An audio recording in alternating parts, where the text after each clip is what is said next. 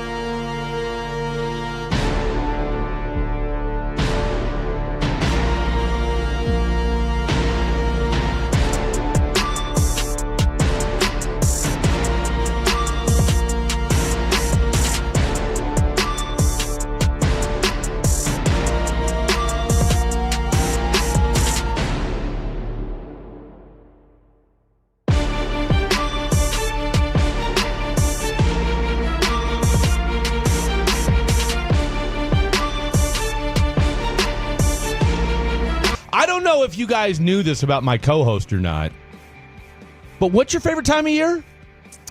F-A-L-L. Does Florida always? I wasn't sure where you were going with that when you started off by naming off the letters. Florida's always got some big boys in the trenches. Yeah, it's a shame that they can't figure out their offense. But DJ Lagway, the pride of Willis, Texas, which, by the way, Willis lost last night in high school football action. 877-881-1053. We had a lot of 6A schools last night that were not playing. We got bye weeks, a lot of bye weeks today, or excuse me, last night, this weekend, and next weekend. But real quick, got to give a shout out to Aledo. What happened? All right. Aledo, remember we did our high school reunion segment earlier this week where we talked a little high school football, and of course, we like to dabble in a little bit on a Saturday morning. Aledo had a 130-game district win streak on the line last night. All right. They fall behind Denton Ryan 14-2, score 2 tutties, take a 15-14 lead. They held Denton Ryan. You ready for this? You want to guess how many yards they held Denton Ryan to rushing-wise? The entire game? Entire game. 71. Dylon. Your guess. What was the question? How many yards did Aledo hold Denton Ryan to on the ground? 53. I'm not even going to give either one of you a bell for that. You know why? 4. No way. How many? 4 yards. Did they just not run the ball? Oh, no, they ran the ball. But, the score was 15-14 was the final score. How do you have 4 rushing yards? I feel like your quarterback can scramble for more than that. Because Aledo got them dogs on defense. So I got to give a shout out as well. Shout out to Hebron. Hey! They were down. Big win last night. They were down like I think 35-21 going into the fourth. Were they down 2 or 3? I thought they were down 3 21. scores. They were down 21 heading into the fourth and then winning 49-45. So huge win. Shout out to the Huge Hebron win. Hawks. Huge win. We're Team Hebron over here. They've had a rough go of it this year. Yeah. They've had a rough go of it this year, and good way to bounce back yesterday. I don't remember who they played, but it was their homecoming. Flower Mound. It was their homecoming game. Flower Mound. Yep. So, and that's one of their big rivals. They always want to beat Flower Mound. That's a district game. So big win by Hebron last night. Shout out to your boy Clay, the defensive backs coach. Yep. All right. Hey, you know what? With the way they've played this year, might be DC next year. Might be DC. Okay. Did they ever get that quarterback situation figured out? I got to ask. I think I'm going to see him tonight, so I got to ask. Let's find out what the deal is with the quarterback. Enough with the rigmarole when it comes to getting these kids eligible. Shohei Ohtani pitching in his first postseason game. Is this first postseason game ever? Did he? No. He's just pitching for the first time. Okay. He's been No. dropping I know. bombs He's for been the in the last 2 postseason. years. I'm saying Yeah. he's never pitched in the postseason. No. I guess because that's last year would have been his first year in the postseason. Well, I was and he gonna went say, pitching. he wouldn't- Good call. 'cause he Because had with the the, Angels, he never made it. Now, I want to say he's gambled on postseason games before. Wow. At least his interpreter has. Yep. So, Yep. allegedly. Yep. Allegedly. Hashtag allegedly. 877-881-1053. That is the phone number to chime in. Let us know what you're doing on this Saturday afternoon, what your high school team did last night. People were saying Marcus. They beat Marcus, not Flower Mound. I just was going off the tweet you sent me. It said Flower Mound. They left the Marcus part off. They left the Marcus part off. There's so many different hyphenated names. So many.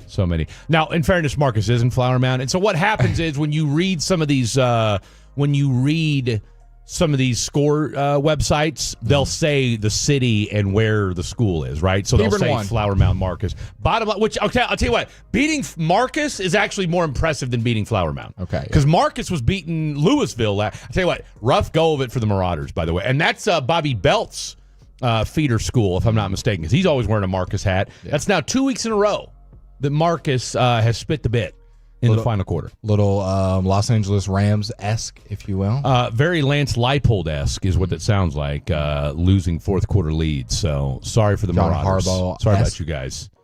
But yeah, so back-to-back weeks, spitting the bit.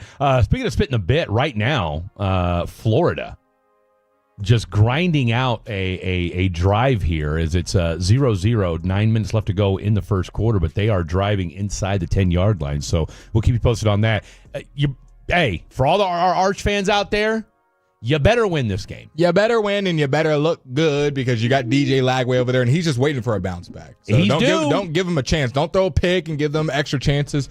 Texas is the better football team than Florida, but Florida's still got, they still got some dollars. Look, there's still athletes on that side of the ball. It's not like they're out-talented and they're getting beat 50-0. Florida's going to probably be within this game, especially with their defense. Obviously, with DJ Lagway, if they can put it together. And It seems like on this first drive, maybe a more balanced attack. Hey, it's not going to be all on your back. We're definitely DJ. not making them throw. We're going to hand the rock. Not making them throw. But no, you're right. I mean, Florida, this is a team that, again, has great athletes. This was a preseason top 10, top 15 football team. How long is Michael Taft going to be in college for? I mean, a great story. For as Walk on. For as long as Jalen Daniels, apparently, over at KU. But yeah, but no, if you're Texas and you're Arch Manning, your Arch needs to look good today. All right, because I'm sorry, but I can't get excited that you look good against Sam Houston State, who hadn't won a game, and 2 years ago was an FCS school, and UTEP. Mm-hmm. And then whatever other, directional school you beat in the last 3 weeks. I was not able to be on my phone this morning, nor By the way, Twitter. got a new phone. How you feeling about that? New phone. Give us an update. iPhone 17 base model. Didn't want the Pro. Okay. And it actually worked in my favor because I didn't have the Pro in stock. I was like, good. I don't even need it. I didn't really. I did some reviews. What about the camera, though? Do you feel that you wished you would have had the extra camera frame or camera lens or whatever the hell they're calling it? No, I don't, because from what I heard, this camera is still really good, the 17 base model. And a lot of people were saying the Pros were scratching really easy. They changed to aluminum or titanium or one of the. They switched their material with the Pros. And apparently they're scratching up, dinging up. Plutonium, I heard, is what is in the No new bueno, Pro. and the camera looks ugly to me. It's the whole top bar is the new 17 Pro. It's like the Sounds very Android-ish to me. Very Android-ish. Mine's simple. It's just 2 cameras. Yeah. Also, you get a better color picks. I got the powder blue, if you will, a little personality. You're a powdery blue kind of guy. I had the forest green before. Now, my biggest gripe is question, and I want maybe the Tolos can answer this. I was trying to figure out why AT&T/Apple is offering so much money for the iPhone 13 Pro, because I did some research like a month ago, or when the iPhone was getting debuted and whatnot, and they were saying the iPhone 13 Pro, specifically that one, is like a very sought after phone just in the tech world. Like, it's kind of a good mix of new school and old school. I don't know. Like, I was trying to figure it out, but obviously I don't work for Apple. Should we ask ChatGPT? I kind of did, and it was just like, oh, it's a good mix of it. But I'm like, wouldn't the iPhone 14 also be just as sought after? But people, like, that is the phone people held on to the longest, if that makes sense. Like, not a lot of people had a 12, had 11, and the people are upgrading, they get the new one. But the 13 Pro and the 13 in general, they found that that's the phone a lot of people kind of stayed on, myself included, and didn't upgrade. I didn't upgrade for 4 years, however long. I don't know. I wasn't with you when you bought the 13. No, I was just saying that I don't know when the 13 Pro came out, but there's been a 14, 15, and 16 that I did not buy. Are you ready for what ChatGPT had to say? Let's hear it. The iPhone 13 Pro remains highly valued because it represents a sweet spot in Apple's lineup. Pro-level features, 120 megahertz ProMotion, triple lens camera with ProRes A15 Bionic chip, stainless steel build at a lower price than newer models. It balances performance, durability, and long battery life in a way that makes it both a tech favorite and a resale powerhouse. So I'm trying to figure out, does the 14 Pro, did it just fall on its face? Because I get it, obviously it's better than the 12 and 11, but is the 14 and 15 it's kind of like it reminds me of an old school wash machine. Okay, the old school wash machine. I guarantee you right now there's somebody that has an old school wash machine and or dryer in their garage and or laundry room right now that they've probably had since the late 90s or early 2000s. Why? Because those things, you just plugged them in and left them alone. Yeah, I don't know why, but I traded in my phone and got the iPhone 13 for free. $0. Nothing on my monthly bill, nothing up front. $13,000 for that phone. And I was like, it almost made me a little hesitant. I'm like, why do y'all want this phone so bad? Am I giving up a grail right now? So, new phone. Okay, hold on. We just got some insider information from one of our AT&T folks. It says #JJ. Right now, any iPhone 13 and above, any condition, trades in for $1,100 towards a 17. I work for AT&T. That's what happened. So if you're trying to upgrade your phone and you have an iPhone 13, you'll get it for free as long as it's in good condition, I think. Unbelievable. Allegedly, I don't want to. Touchdown Florida, Jaden Ball with a 5-yard touchdown run. So Florida, the Gator Chomp, and our boy Ben Troop, friend of the program, is chomping away right now. 6-0 pending the extra point, 7:58 left to go. I will say, like you started the show off, phenomenal weather outside. As soon as I stepped outside, I go, I've got to be out in the elements. And I went to North Park Mall, met up with my mom. She was like, hey, birthday. Where is North Park Mall? Dude, don't get me to lying. I don't. I mean, I literally typed in. Give me an area.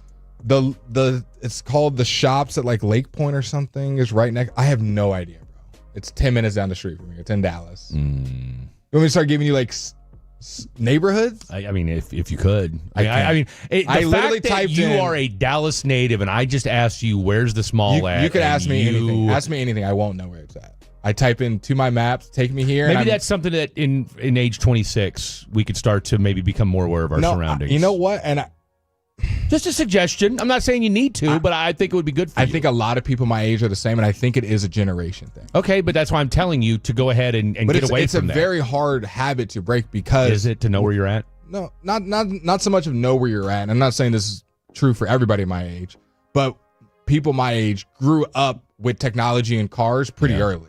And so like we always kind of had maps to rely on. I'm sure if my first 5-10 years of driving, I didn't have technology and I had to know my surroundings, I probably would be a lot more apt at that, and it'd be more natural. It's very unnatural for me to like check, okay, this McDonald's was here, this is the name of this exit, I'm gonna memorize it. Like I already have enough bandwidth in there. I just type in the maps and I'm kind of driving on vibes, not subconscious. I'm just on autopilot, if you will. I'm not really looking around. Like I'm seeing, but I'm not memorizing. I'm not putting it into the memory bank. That is Fred's little. I mean, tidbit. everybody your age can do that. My mom does it. They literally go somewhere one time. Well, I know exactly where I'm going. Like I don't need the maps. I'm like, what?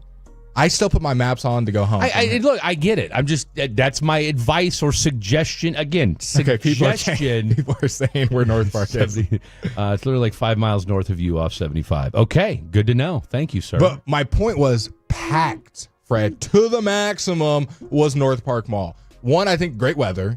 Saturday. Yeah. Apple Store was loaded. As soon as I walked into the Apple Store, guess who I see? Give them credit. There are a lot of streets. LOL, Bailey the Bird. There is a lot of streets. There's a lot. Like I said, a generalized area. I know. That's all I meant. Again, I'm just telling you for your own benefit, a little spatial awareness. When I'm by my house, goes a long when I'm by my house, I know my surrounding area. You were able to tell me without directions how to get back from America Airlines Arena back to your apartment. Like when I'm in that vicinity, I know. That proves to me that you're capable of doing it. You just choose not to. And that's what I'm getting at. Bandwidth. Forget now, again, that's you lying to yourself and being lazy is all I'm telling you. Okay, anyway, you saw who? Did you see Faith for Content at the mall? If I saw Faith. Did you see? I almost told a girl today she had a face for content, but it would have been weird. So anyway, continue. If I saw a face for content at the mall, I would have started recording her on one of the little iPhones. Hey, we already got a bunch of phones around here. Why don't we can start the content. We can go up to the Ray-Ban store. See. No, I saw my ex-girlfriend's best friend, and we looked at each other dead in the eye. Yeah. XX. So X times So not two. this most recent not the most recent one X. before. The one before. Her best friend that she lived with that like I used to see every day. And I walk in, first person I see in the Apple store, and I was like, oh, she works at the Apple store. No, it doesn't. Was a customer. Buying a phone, I presume. Or Apple products. Apple merch. Apple merch. Maybe a t-shirt. Cosplaying. But I saw her and I'm going to be Steve Jobs for Halloween. I'm going to be the girl from the commercial. The AI girl. No, I just ignored her. That was short story. I didn't say a word to her. You told us all that to tell you that you just ignored her? I just ignored her. I thought there was going to be something more dynamic to that story. Nah, I just ignored her. Did you guys, I guess, because I don't really know much pre-last girlfriend. Yeah. Did things end pretty ugly or what? Why is the show turned into Blake's dating life? You're the one that I know. You're the one that said you saw her. I didn't think you were gonna ask that. No, well, because you made this story. I guess who I saw. I don't know. Well, actually, next weekend is a very hard weekend for me. I'll tell you what. Because Texas OU has been the best. Where we established ourselves. So Texas OU. I remember that. I remember the pictures. Cotton Bowl weekend. Again, clean things. Yeah, pictures at the state fair. Cotton Bowl weekend is where my last ex-girlfriend, my most recent one, that was the first time we reconnected was at the state fair. We need to give these girls names. This is ex-girlfriend 1 or this ex-girlfriend 2? I can say her name. Sydney, who was my ex-girlfriend. Okay. We'll just call her Barbara for the sake of this conversation. It's fine. I don't care. She was we met at the state fair. Yeah. And that was our reconvening, getting back together. That's when you called me. Yeah, you called in from the show. I called into the show. Yeah. And the Cotton Bowl was having a state fair or whatever. But 2 years prior, same weekend, Cotton Bowl weekend, I'm sitting in her room doing homework on her computer while she was at work on a Saturday watching Texas OU, and I get a ding on my phone. Okay. Beep. And I go, oh, my girlfriend just texted me. Why did it just ding twice? And mind you, like I said, I had her laptop up. Okay. And it dinged twice, so I look at my phone. It's a LeBron meme, if you will. Okay. And then I go on the computer that I'm doing my homework on, and I'm like, why did a notification pop up on there too? Oh, her stuff is linked up. It's just me getting the message on her computer and my phone. Like, it's both ways coming through. That's what I was thinking. Okay. See an unsaved number with the same meme, and somebody reply, LMAO. That's so funny. And I was like, that does not sound like a girl response, Blake. So I click on the thread. And it was like 6 months of them chatting together. And so every time I watch Texas OU, it's bittersweet for me. Gut punch. Yeah. Gut punch. Yeah. Well, we're going to make new memories next weekend. Memories. Okay. New memories next weekend. I'll tell you what, by the way, we've got our boy Brian Bronis. Come He's on. going to join us at 3:20 talking all things Dallas Cowboys and New York Jets. Also, too, we were supposed to have a guest last night. Okay? We were supposed to have a guest last night. And remember, I complained about it, and you told me, hey, just calm down. And I said, all right, you know what? When Fred's gut and Spidey senses are tingling, believe him. What did Okay? he tell you to, like? I don't like liars. Oh, shoot. I don't like liars. We'll talk about it in the next hour. We're going to have Tommy Hutton, the play-by-play voice for the Marlins radio team. We had Kyle Seeloff, who was absolutely incredible last night. Great, just all-around good dude. And he gave us some great stuff on Skip Schumacher. And then, of course, we're going to have our boy Bitter Mike Babbo. We'll talk to him for a little bit, too. Kind of do a half and half of some baseball talk as far as just the entire playoffs itself. So lots to get to today. Don't go anywhere. We'll reset the show in the next segment, talking all things college football, a little NFL to get into. I'm Fred. Blake, Dylon behind the glass. Don't you go anywhere on this beautiful Saturday afternoon. It is Fan After Dark.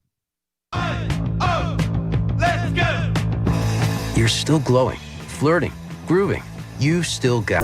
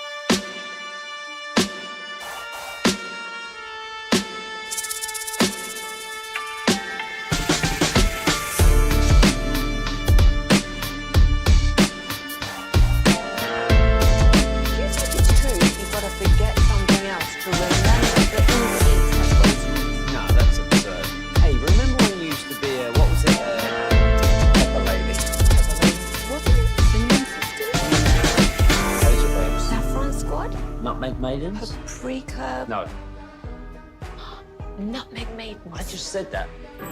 Was it Spice Girls? Doesn't sound right. What was it, Saffron Squad?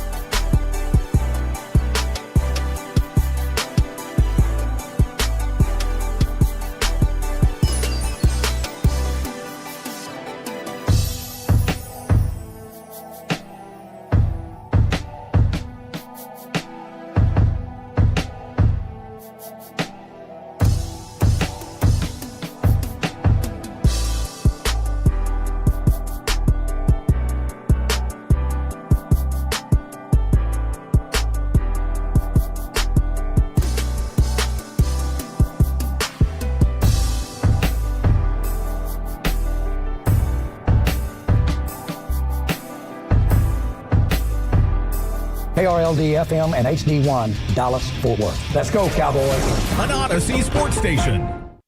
Driven by our D&M Leasing Studios. Thanks for turning it on, leaving it on. 105.3 The Fan. Welcome back in. Hour number one. Let's just call it what it is. We had kind of a introductory pre-show to the pre-show segment that just went down courtesy of the college football game that we followed up on, and it was such a bad game. Was it you that tweeted this out or texted, or I don't know. Somebody said this, and maybe I saw it on the text line as well. 877-881-1053, 877-881-1053, the Franklin Frankel injury attorney text line. What the hell's going on with Bill Belichick? It's not looking good. They're not looking disciplined. They're getting smoked every game. Girlfriend's on the sideline.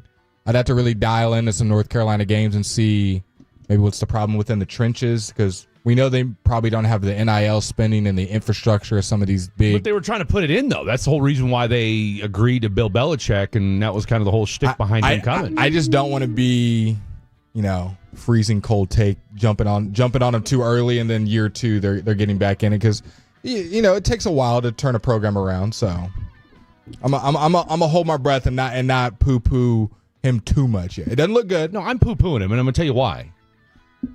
His tenure in New England ended like this. Mm-hmm. And look, I'm not saying that they should be competing for championships this year, but they should look better. They should look better coached. I guess that's my point, is they should look more competitive. Yeah. The two times I've seen them play against Clemson and TCU, they have gotten boat raced both times.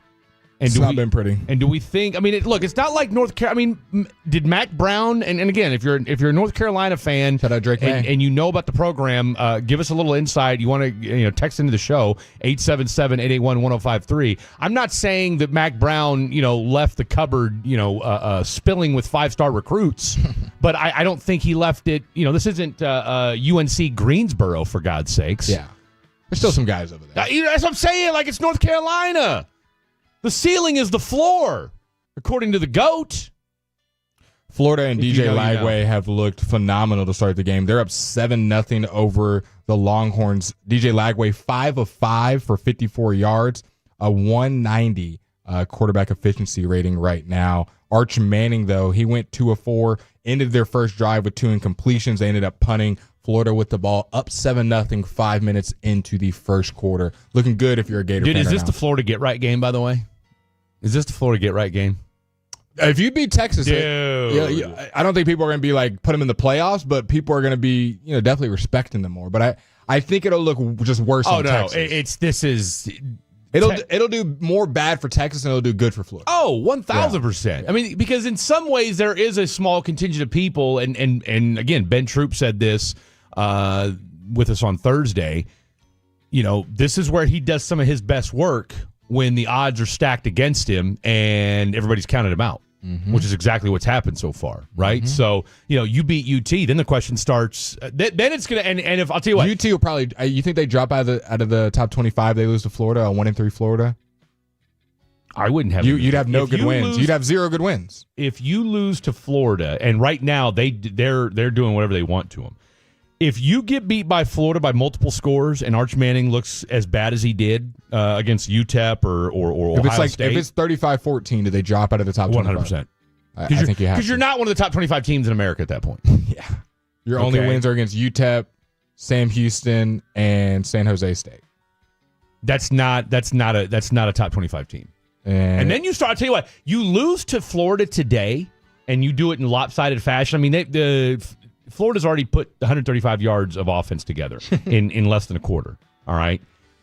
Then you start to wonder about this UT squad, and you might start asking, okay, who's the backup quarterback at UT? Texas obviously plays Oklahoma next week. We're all excited for that one. Then you got Kentucky, Mississippi State, Vandy, Georgia, Arkansas, A&M. Which, by the way, and we'll change this when we get to the next break. Vandy already up 7-0 over Alabama. I called Vandy covering. Some games that already ended. On yesterday. Where? Yesterday. Oh, in the last hour? Mm-hmm. Yeah, I missed that. Yeah, it's okay. Kentucky already got smoked by Georgia. They lost 35-14. Michigan took care of Wisconsin. They won 24-10. Those are both teams in the top 20. They're going to be maybe moving their way up. Illinois put up a 40-burger on Purdue. They won 43-27. And then Cincinnati took out Iowa State. Iowa State was ranked 14th in the country. Cincinnati was, even though they were undefeated, they had one loss on the season, they take down the 14th ranked team in the country, Iowa State Cyclones, 38-30. So, which, you know what, I take that just pains me. That is the ultimate kick in the teeth when you tell me that Cincinnati just manhandled Iowa State like that. I mean, it's 38-30. Oh, I'm sorry. I'm sorry. I thought you said 38-14. They're 14th ranked, is what you said. 14th ranked, yeah. Especially when you consider that KU had them beat last week and couldn't handle it. By the way, are you ready for this? Cincinnati was outgained by 100 yards total. They only had 200 yards of offense and won 38. They find ways to win. You know what else is tonight, by the way? And Iowa State had 0 turnovers. He doesn't listen to me. I'm sorry. I'm listening. I'm just looking at this. I'm listening. 0 turnovers, 465 yards of offense. Oh, okay. I was looking at. Never mind. That was last year. Cincinnati had 474 yards of offense. I was looking at just their quarterback with the 214. So, but still, you want to go ahead and say what I was going to say the last 3 times? Okay. What question did you ask me? I was doing a little Fred. Where I'm looking. You know what? I did kind of afraid. It was like talking to my daughter when she MF'd me a couple weeks ago. By the way, update on me and my daughter's beef. I did try calling her this morning. Did not answer. Ooh. Now, in fairness to her, it was 9:30 in the morning, so it's a Saturday morning, 9:30. That's give or take. You never know. She has a boyfriend, or she's single? She lives with her boyfriend now. Yesterday was National Boyfriend Day. Oh, was it? Just letting you know. Don't say anything else. No. I get it. I don't care. I don't want to hear anymore. Stop. Just saying, maybe wait a little bit later in the day to call her. 9:30. 9:30 is kind of it was Saturday for our generation, which I get. Some people are up and at it, but a lot of people are just kind of laying in bed. You're right. Should have waited till like noon. Well, here's the thing. She did not text or call back yet. So, just saying. Which you're my friend, so I'm not going to say anything else. I'm not going to say anything else. Thank you, okay? I don't need to hear anything else, all right? But anyway. I'm looking at college football games. I can't even look at your account. No, what I was going to tell you tonight, preseason basketball. It happened yesterday. Yesterday was the first game. Who? I missed it. Lakers and Suns. Oh, that's right. Because Bronny, I forgot. Okay, Bronny went like 1 for 12. Bronny went 1 for 12 yesterday. And when I was looking at stats and it said 8% shooting from the floor, when you're in single digits, that's not good. I don't care who you are. And he got 24 minutes, Fred. Yeah, no, he played. It's not like he just came in the fourth quarter and jacked up a bunch of shots. He was playing in the game. You want to guess who the leading scorer was for both squads? And the starters played. I'll help you. It's not Dalton Connect for the Lakers is my guess. Dalton Connect had played 26 minutes, 6 points. Oof. He shot 20% from the field. His stock has fallen crazy. Boy, it really is. Dalton Connect at his rookie year, people were like, best rookie, Lakers got a steal. and then the offseason and last year and now twice. it is just not looking. He needs to go somewhere else. Because they had the dude Slider. I guess I could just look at the lineup right in front of me. Plus, I want to say that you're Guys aren't only on the team allowed anymore. 2 good white guys on an NBA team at a time anyway. Yeah, and the other white guy was Austin Reeves. Yeah. Who led them in scoring with 20 points. Okay. Yeah, so you got Luka and you got Austin Reeves. There's really no place for RJ Davis, though, North Carolina, 14 points in 18 minutes. I'm an RJ Davis guy. I like him. Now, Bronny did have 8 points, 1 3, and then 5 free throws. Okay. He went 5 of 8 from the free throw line. He's gonna have to make his mark in other ways on the court. Like if the kid can play good defense, can he morph into a 3-and-D guy? I mean, what is he, 6'2", 6'3"? I mean, he's gonna have to just become a shutdown defender if he's gonna stick around the NBA. Jared Vanderbilt played 21 minutes last night, and if Lakers fans are waiting for him to kind of be their PJ Washington, I think that's the best comp, like this athletic wing that can cover and hit threes every once in a while. He played 21 minutes. He scored 1 point. It's the first game. How did our boy Ayton do? DeAndre Ayton played 18 minutes, and I don't know if you saw this. Devin Booker's been talking negative 3 points. Devin Booker's been talking trash about Ayton. Like they probably don't like each other from back in the day. He was kind of like saying, "What are the Lakers going to be getting with Ayton?" He's like, "I guess we'll have to wait and see." Like pretty much like we didn't see it in Phoenix, so we're still waiting to see and what then they're going to get. He shot a jump shot last night, and Devin Booker from the bench screamed like, "Hell nah!" Like when it was in midair, like that's not. How about you see? 18 minutes for DeAndre Ayton, 8 rebounds. Okay. An assist, a steal, and 2 blocks, and 1 point. And that's the guy that Laker fans and Laker Nation and Rob Pelinka are just dead set. You want to guess on the Phoenix side? I'll give you this. Jalen Green did not play. Everyone else played. How long? How much? What about our boy Brooks? Dylan Brooks played 25 minutes. Okay. He had 10 points, 2 rebounds, 3 assists. Everybody was a plus in the plus or minus for the Lakers. Or Did for the Devin Suns. Booker play or no? He did. 25 minutes, 24 points. Wow. Devin Booker played 25 minutes last night? But you got to think, new coach, new system. They're trying to put a lot of new things in there. And 25 minutes still seems like a lot for a guy that's going to be playing 30, 35 a game come, when the regular Grayson season Allen starts. played 22. Their whole starting lineup played except for Jalen Green. Okay. Grayson gave you 13 points last night. Who's the new Phoenix coach? That's a great question. I have no idea what his name Yeah, is. because we know it's not Budenholzer, right? Yep, he's gone. Yeah, one and done. What a mess in Phoenix. By the way, while he's looking that Jordan up, Ott. we all know how Jordan Ott gets down. Florida 10-0 over Texas. The Texas defense clamps down in the red zone. They force a field goal, so it's 10-0 Florida over Texas right now.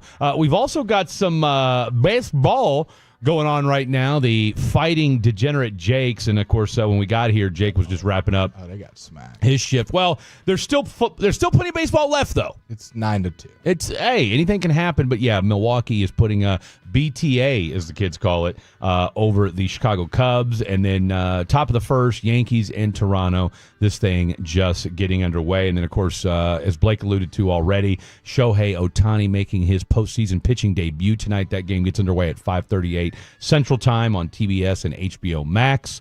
And then our nightcap tonight on FS1, you've got Detroit and Seattle. Ladies and gentlemen, let me tell you something right now. And, I initially resisted Blake's overture that, fall, best time of year. Oh, my goodness, because I'm a spring baby, all right? And me, along with the little baby Sando that's on the way, March 8th, International Women's Day. That was crazy yesterday. A lot to feel good about as far as that is concerned. I mean, Shaq's a Pisces, so, again, a lot of good things happen in March Madness. Fall, think about just tonight.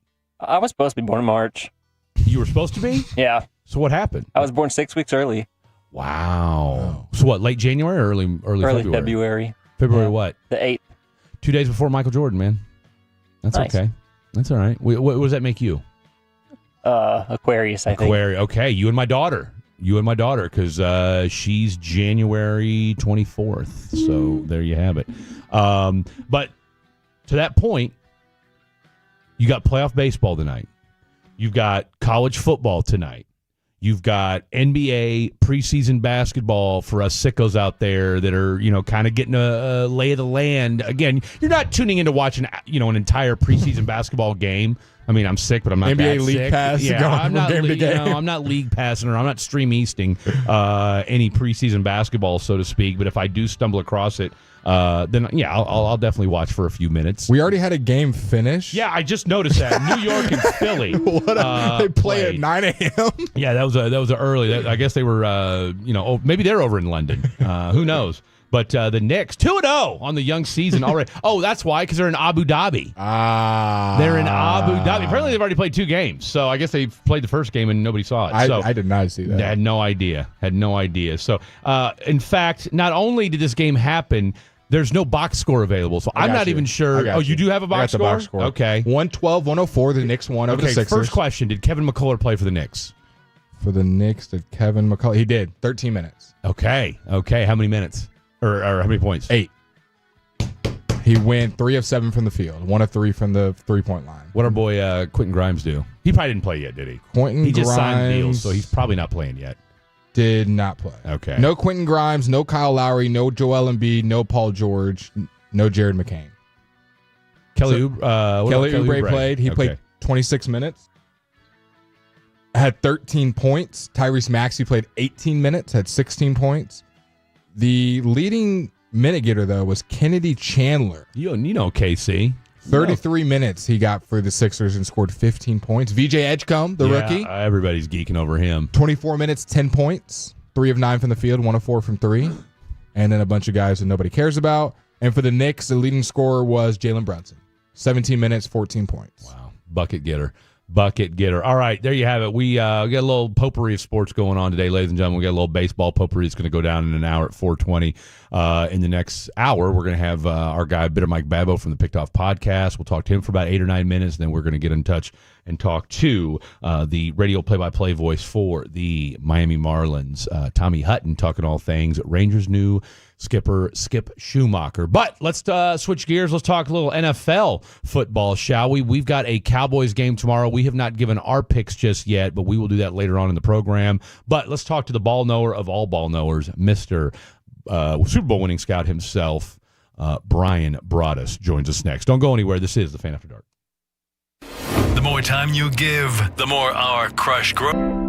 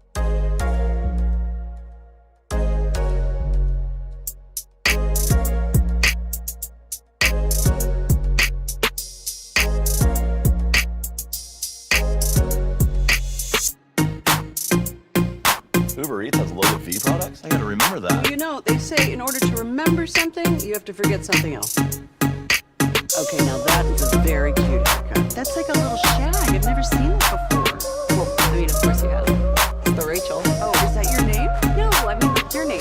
No, I'm Jen. My name's Jen. Right, but I just mean like this is your haircut. But that's the hair on your head. I'm not saying this is your hair. Okay.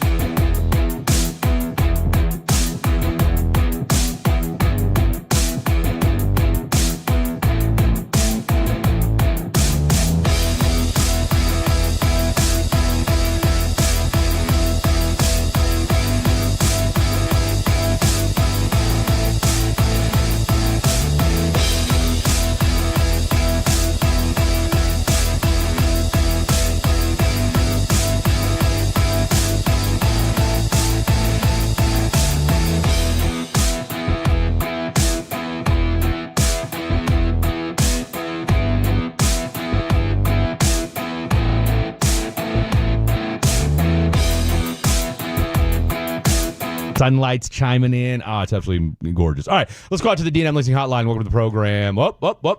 No, not yet. Not yet. Keep them on standby. Efforting. You think Texas will score before Broadus gets on? No, I don't. because I expect him to be on quickly, and we got to make sure our boys even got the right number. 10-0. Florida is up. They have the ball again. Arch Manning. Like I said, obviously we're doing the show, so I can't watch every single play, but we'll look at his stats. We'll do a little box score watching. Arch is 4 of 8 for 24 yards. He does have 3 carries, scrambles, if you will, for 18 yards. Obviously, he hasn't turned the ball over yet, but they're just not getting it done. Florida's defense clamping down. DJ Lagway, 6 of 9, 58 yards. He has not had a rush yet. And our boy Jaden Baugh, 11 carries for 69 yards and a tutty. So right now, the Florida Gators taking care of business out there in the swamp. They are making it seem easy right now for these against the Texas Longhorns. I need my Longhorns to turn it up, man. You can't. I can't have subpar football going on, and I'm over here talking crap to Fred about KU. I need Texas to lock in so I can get my blank talking back in. I would say though, less about the bleep talking about KU, because even I'm at the point now where I'm just kind of exhausted with KU football. Look, Bill Self's on a heater right now, and like I told. Fumble. I'm glad they're returning it. Do you think they're going to call that a catch though? Hopefully. That's the $1 million question: is will they call that a catch? Bill Self's on a heater, by the way, and that's going to be a first-round pick, maybe a top 10 pick. Who? Anthony Hill. Okay. Junior, the linebacker, number 0 for Texas. This guy stays making plays. He was supposed to be a highly rated pick last year and decided to come back to Texas. So I think he's that's a fumble. He's going to be a top 10 pick this year. Oh yeah, that's a fumble. Yeah, he catches it, turns around, makes a football move, takes a step or two. That's definitely a fumble. That's Texas ball right there. All right. Well, I'm sure they're going to review it because that's what they do. So we'll see how that plays out. I would be stunned if they overturn that play there. Big game tomorrow. You and I have said this all week long. I get it. Do we have? I don't think we have an update yet on Tyler Smith. From what it sounds like, he's going to be in. Broadus will give us. We'll get with our boy Broadus here. What if I told you UCLA is beating Penn State right now? UCLA, who has not won a football game all year, and Penn State, who wants to be called best team in the country, wide out, gets beat by Oregon, losing 10-7 to UCLA. I'm not totally surprised. Drew Aller is 4 for 4 for 35 yards, and they're losing. Nico out there for UCLA, 9 of 13, 86 yards and a tutty, as they have a 3-point lead with 10 minutes to go in the second quarter. All right. So from what we know from yesterday, and like I said, we'll have Broadus on at some point during the course of today. It seems like he's going to be a game time decision. Is Tyler Smith, and so if he's available, great. If he's not, which it kind of I don't know. To me, it feels like he's trending in that direction, right? That he's not going to be available. So if Tyler Smith's not available, it's probably, again, I don't know if it's going to be a Denijai. I don't know if it's going to be Cornelius that's going to be lining up at left guard, but you'll have, again, Nate Thomas, who at least he played last week, so he's gotten some, real world experience in a NFL game that wasn't preseason at left tackle. You kind of know what you're going to get with Brock Hoffman at center. You kind of know what you're going to get with TJ Bass at right guard. Can I ask you a question? I'm watching college football always makes my mind go here, and I have these talks in my head all the time, and you never want to be too early to it because you don't know where you're going to be. But we're seeing a somewhat way the season is going. Where would you like the Cowboys position-wise? Where do you think they're thinking for the upcoming draft? Because I think at this point, you got to start scouting. Let me tell you what. Let's hold that to the next segment because Brian Broadus is now on the line, D&M Leasing variety style. Mr. Broadus, glad to have you on board on this absolutely gorgeous Saturday afternoon. What is the latest? Let's just jump right into it. What's the latest with our boy Tyler Smith? Yeah, this thing's going to be and apologize for being late, boys. I was doing crab legs today, so I lost track of time. It's all good, man. I'm sure they're going to taste delicious. The thing with Tyler Smith is that they're really honestly going to wait up until game time to see where they're at on this one, and so there's kind of some different avenues of thoughts that.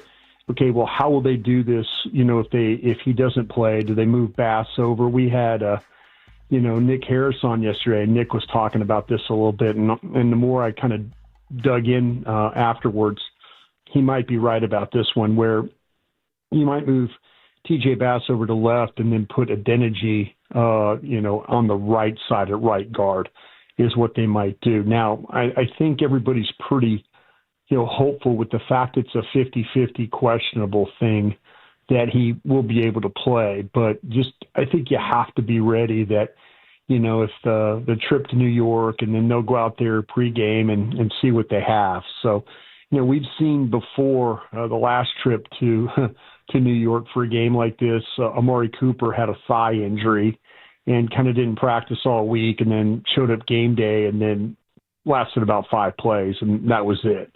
And so, they're being very, very careful, very mindful. But this is that tendonitis. This isn't something new.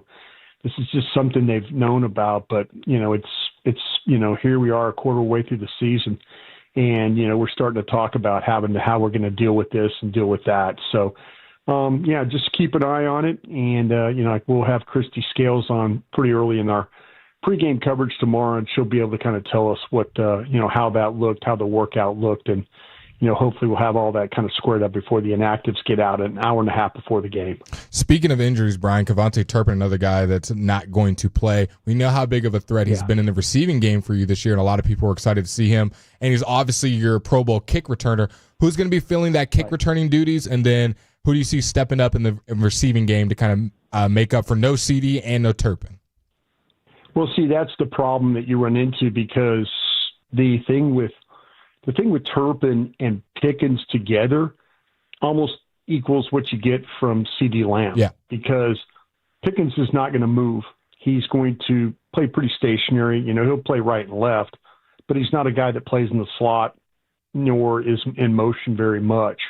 And that's where Turpin comes in, because Turpin is always in motion and he's going to play in the slot, but he could also play outside. So basically what you have is you have 2 guys that are trying to kind of play in the role of one guy, which would be CeeDee Lamb. And, last week against Green Bay, they did a really nice job of that. And, both those guys played very, very well. The receivers as a whole played very, very well. So, we'll see what happens. Miles Sanders had been some of the kick return guy stuff. He's kind of a questionable guy. I don't know if he's going to play. It doesn't sound like he is. If that's the case, then I believe that Jadon Blue will get the opportunity to be the kick returner. And then, they also have elevated, Cropper has been elevated as well, as is Brooks. So they're gonna probably have to run a couple of different options through there, if in fact. But I think the primary one would be Blue, would be your kickoff return guy. Brian, I hate to say that this game gives me Chicago Bear vibes just based off of... Oh, it really does. There's just something about this game tomorrow. The Jets have nothing to lose. Another first-year coach, if we're talking about it, and Aaron Glenn's saying all the right things, at least, to New York media anyway. That said, and you made a great point about this in the postgame with Zach after that Chicago game, was that for as bad as that defense was, we really could have pinned that game on the offense as well. This offense is going to have to find a way to win tomorrow. What would it say about Clayton Adams, Connor Riley, and Shoddy if they're able to pull this thing out with basically the MASH unit they're rolling out tomorrow?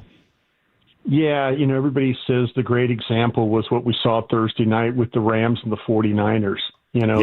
That's people will identify that's coaching.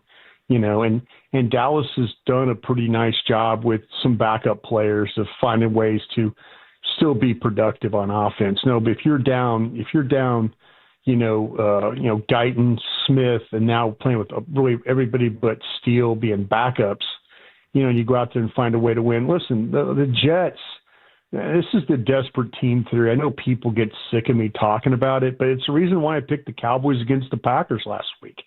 Dallas was a desperate team, and they had they played well enough to win that game on offense and special teams. They just didn't play well enough on defense. And, I think the Jets are the same way. I think if you were playing the Jets 2 weeks from now and they were in this situation, this would probably be a walk, but it's not, because, you got Aaron Glenn. It's coming out saying, hey, this isn't the same old Jets. And then last week against the Dolphins on Monday Night Football, he's just ripping his team, for not getting it done. And so, the Jets might be teetering right now on which way they're going to go or which way their season might go. But they're desperate for a win. They're desperate for a win at home. They have played better. There could be a couple of games they could have won that they just didn't win. But this is going to be a difficult game just for the fact that their offense really, their offensive line. There's only there's two offensive lines that play together the whole season. Well, I say the whole season, but through the first 4 games and haven't had to make any changes. And the Jets are one of them. And you got a quarterback that, if given time, I was worried about Caleb Williams throwing the damn ball, or running the ball the other day, and he didn't have to run the ball because he sat in the pocket and made throws. It's the same damn thing I'm worried about with the Jets. The Jets have got, with Garrett Wilson and we'll see how much they use Mason Taylor, the tight end. But, they've got an offensive line that has struggled a little bit when you bring pressure. And I mean pressure from secondary blitzes, linebacker blitzes, things like that have given these backs and given the line a little bit of some problems. But will Matt Eberflus be able to do that? Will he be willing to do that? Will he be willing to bring pressure to try and affect this guy? Because it's very similar what you saw with Love, last week. You pressure him, you can get some bad throws, but that's where it's going to come down to. It's going to, can you make him have to stand in the pocket and make throws, or are you going to lose contain and let him run for 46 yards like he's done a couple of times this season? It makes this game very, very difficult for Dallas. Broadus, we love our weekend listeners, so I would love for them to get a little tidbit behind the scenes. When you're watching this game tomorrow, who are some guys, I'm looking completely at the defense when asking this question, that are in trouble of kind of losing snaps? You've seen their snap count go down every week, and if they don't perform on Sunday, they could have their snaps cut in half even more. Who are some of those guys that you're looking at have to have a good game to continue getting snaps? Yeah, I think that, just kind of take a peek at the linebacker room, and listen, Jack Sanborn is a guy that, Matt Eberflus feels comfortable with. Jack Sanborn does not look like the same player that he looked like for the Bears last year. He just doesn't. He's not moving with any type of really some quickness to his game. Any kind of the chase. He seems to be a step slow. He's the one guy that probably knows the defense better than anybody out there, but he hasn't been playing very, very, very fast. And, naturally, let's see what happens with some of the defensive tackle stuff, because you're going to start to get, Mozzie Smith has stressed the last couple of games, didn't have any stats the first game, had 1 tackle last week in the game. Not that Mozzie Smith's going to have a ton of snaps, but, is Jay Toya, is he going to get another, opportunity? He was playing the first couple of games, and wasn't terrible doing stuff. They just wanted to give Mozzie an opportunity. So, what's going to happen at the defensive tackle spot, I think will be something we need to keep an eye on. And then with no Hooker, with him going on the IR, now you're in a situation where, okay, what's safeties? What safeties are going to step up and make some plays? We've seen with Wilson, but what's going to be with Thomas? What's going to be with Bell? The last play of the game, against the Packers, it was Bell and Thomas both were on the field for that. So it's really kind of up the middle of this defense that has really, you need to keep an eye on, because that seems to be where they're kind of looking to try and do some things differently. And if they get some guys back healthy wise at corner, there might be some changes there. But right now, that's just not going to happen. I think the defensive tackles, the linebackers, and the safeties are all kind of positions that I'm looking at right now. Brian, what's the secret to good crab legs? Steam them.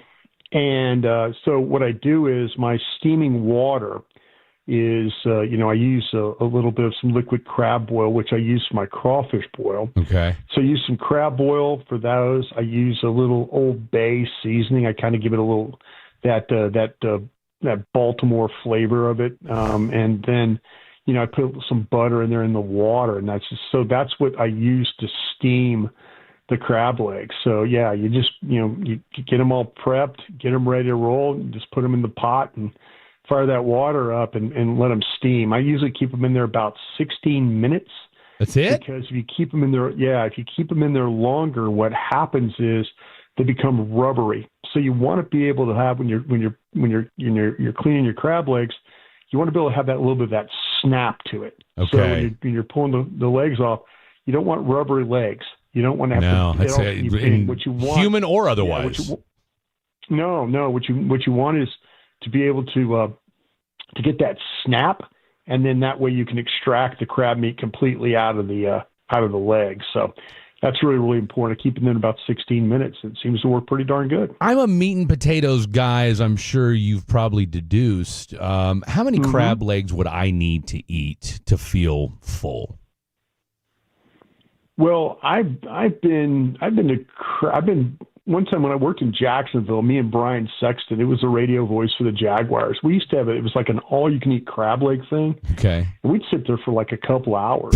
Literally, I mean, it was like, and they would just keep bringing steamed crab legs, and we just kept eating them, and so, yeah, I mean, it just depends. The crab legs are really cool, but you can fill up depending on how you prep. Like if you're a guy that really likes butter, you can make this thing really, really rich. Okay. Or you can make your own sauce, red sauce, and that's a little bit lighter. But these crab legs, they're very, very sweet, but they could be very, very filling because they're very, very rich. Interesting. And then that's kind of that'll fill you up pretty quick. Good to know. And besides that, too, if you do some corn with it, too. Well, that's steamed corn with maybe a little new potato. Corn and potatoes, you can fill up pretty easily on that. Tell you what, there's nothing that always an open invite information-wise you can't get from you got cowboy information and crab leg steaming information today from Brian Broaddus. You guys go on at 9 a.m. tomorrow? Yeah, we go on 9 a.m. and then we got the game with Brad and Babe and Christy, and then we come back and we got the post. And then I believe you have a post That's it. behind the post. Yeah, the Specs Tailgate show with myself and the three time. All right, Brian. Yeah, always interesting. Thank you, hey, boys. God bless. Enjoy your Saturday. There you go. Thank you, man. Thank you. That's the one, the only, Brian Broaddus. All right, we'll recap a little bit what he had to say, get some of your text messages more, and what's the latest and greatest with this Florida-Texas game. Lots to get to. Don't go anywhere. It's Fan After Dark. Hey, it's Tony at East Dallas Diesel.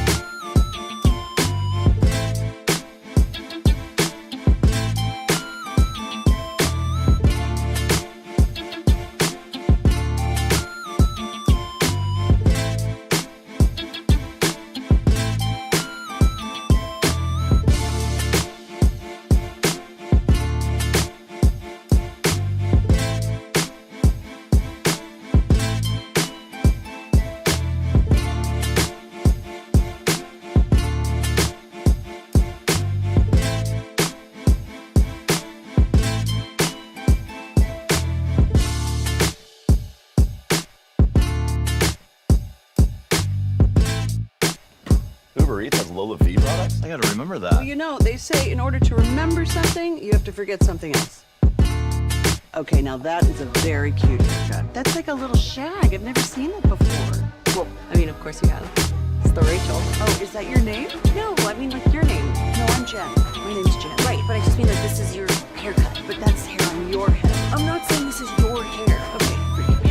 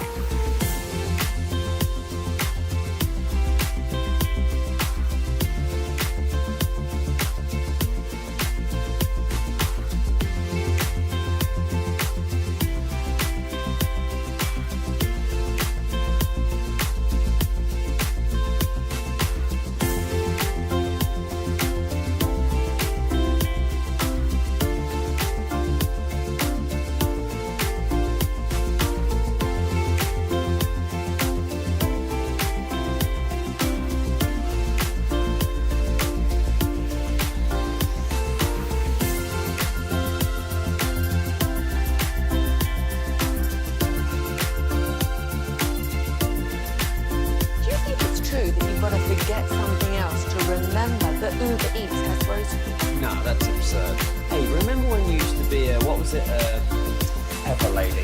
Pepper Lady? Wasn't it Cinnamon Sisters? Basil Babes? Saffron Squad? Nutmeg Maidens? Paprika? No, Nutmeg Maidens. I just said that. Was it Spice Girls? Doesn't sound right. Was it Saffron Squad?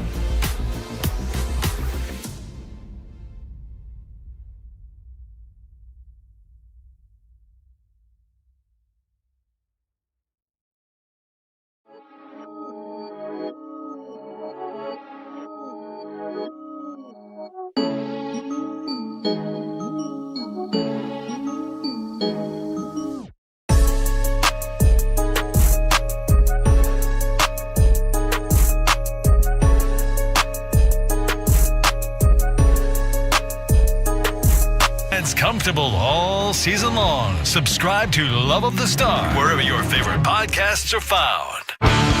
This next segment of the Fan After Dark is brought to you by Classic Chevrolet. If you're in the market to upgrade your vehicle, get to Classic Chevrolet in Grapevine. Back-to-back #1 Chevy dealership in the world. They've got more new Chevys than anyone, all priced to sell. Silverados, Tahoes, Blazers, Malibus, Equinox, and more. Visit ClassicChevrolet.com. This is Texas. This is Classic Chevrolet. Together, let's drive, relax, and enjoy the difference based on new Chevy registrations 2023 and 2024. Can I just say that Absolute Recomp has spoiled me for all of the gyms? Spoiled. You don't look at any gym the same after being at Absolute Recomp. Because we went to LA Fitness to hoop. And just even me just walking through the gym, I was like, how do people So I didn't want to get dime motivated? them out, but since you went ahead and did it anyway, I'm going to go ahead and But it's every piggyback off gym. what you just It's said. every gym. It's not just an LA Fitness. I want to make that very clear. It's literally every other gym. It's just the lighting, how the equipment's set up. The vibes. I was like, how do people... The talent. How are people motivated? The machines. And I'm sure someone will text in, all I need is a bench press. Which I get it. Hey, look, I've been there, done that too. And all I'll say is this. So I've been going, I was an LA Fitness guy for years. I was an LA Fitness guy. All right. There goes our LA Fitness sponsorship. You know what? Keep it. All right. Keep it. After what you guys did in Louisville Gym, you can have it. All right. Is all I got to say.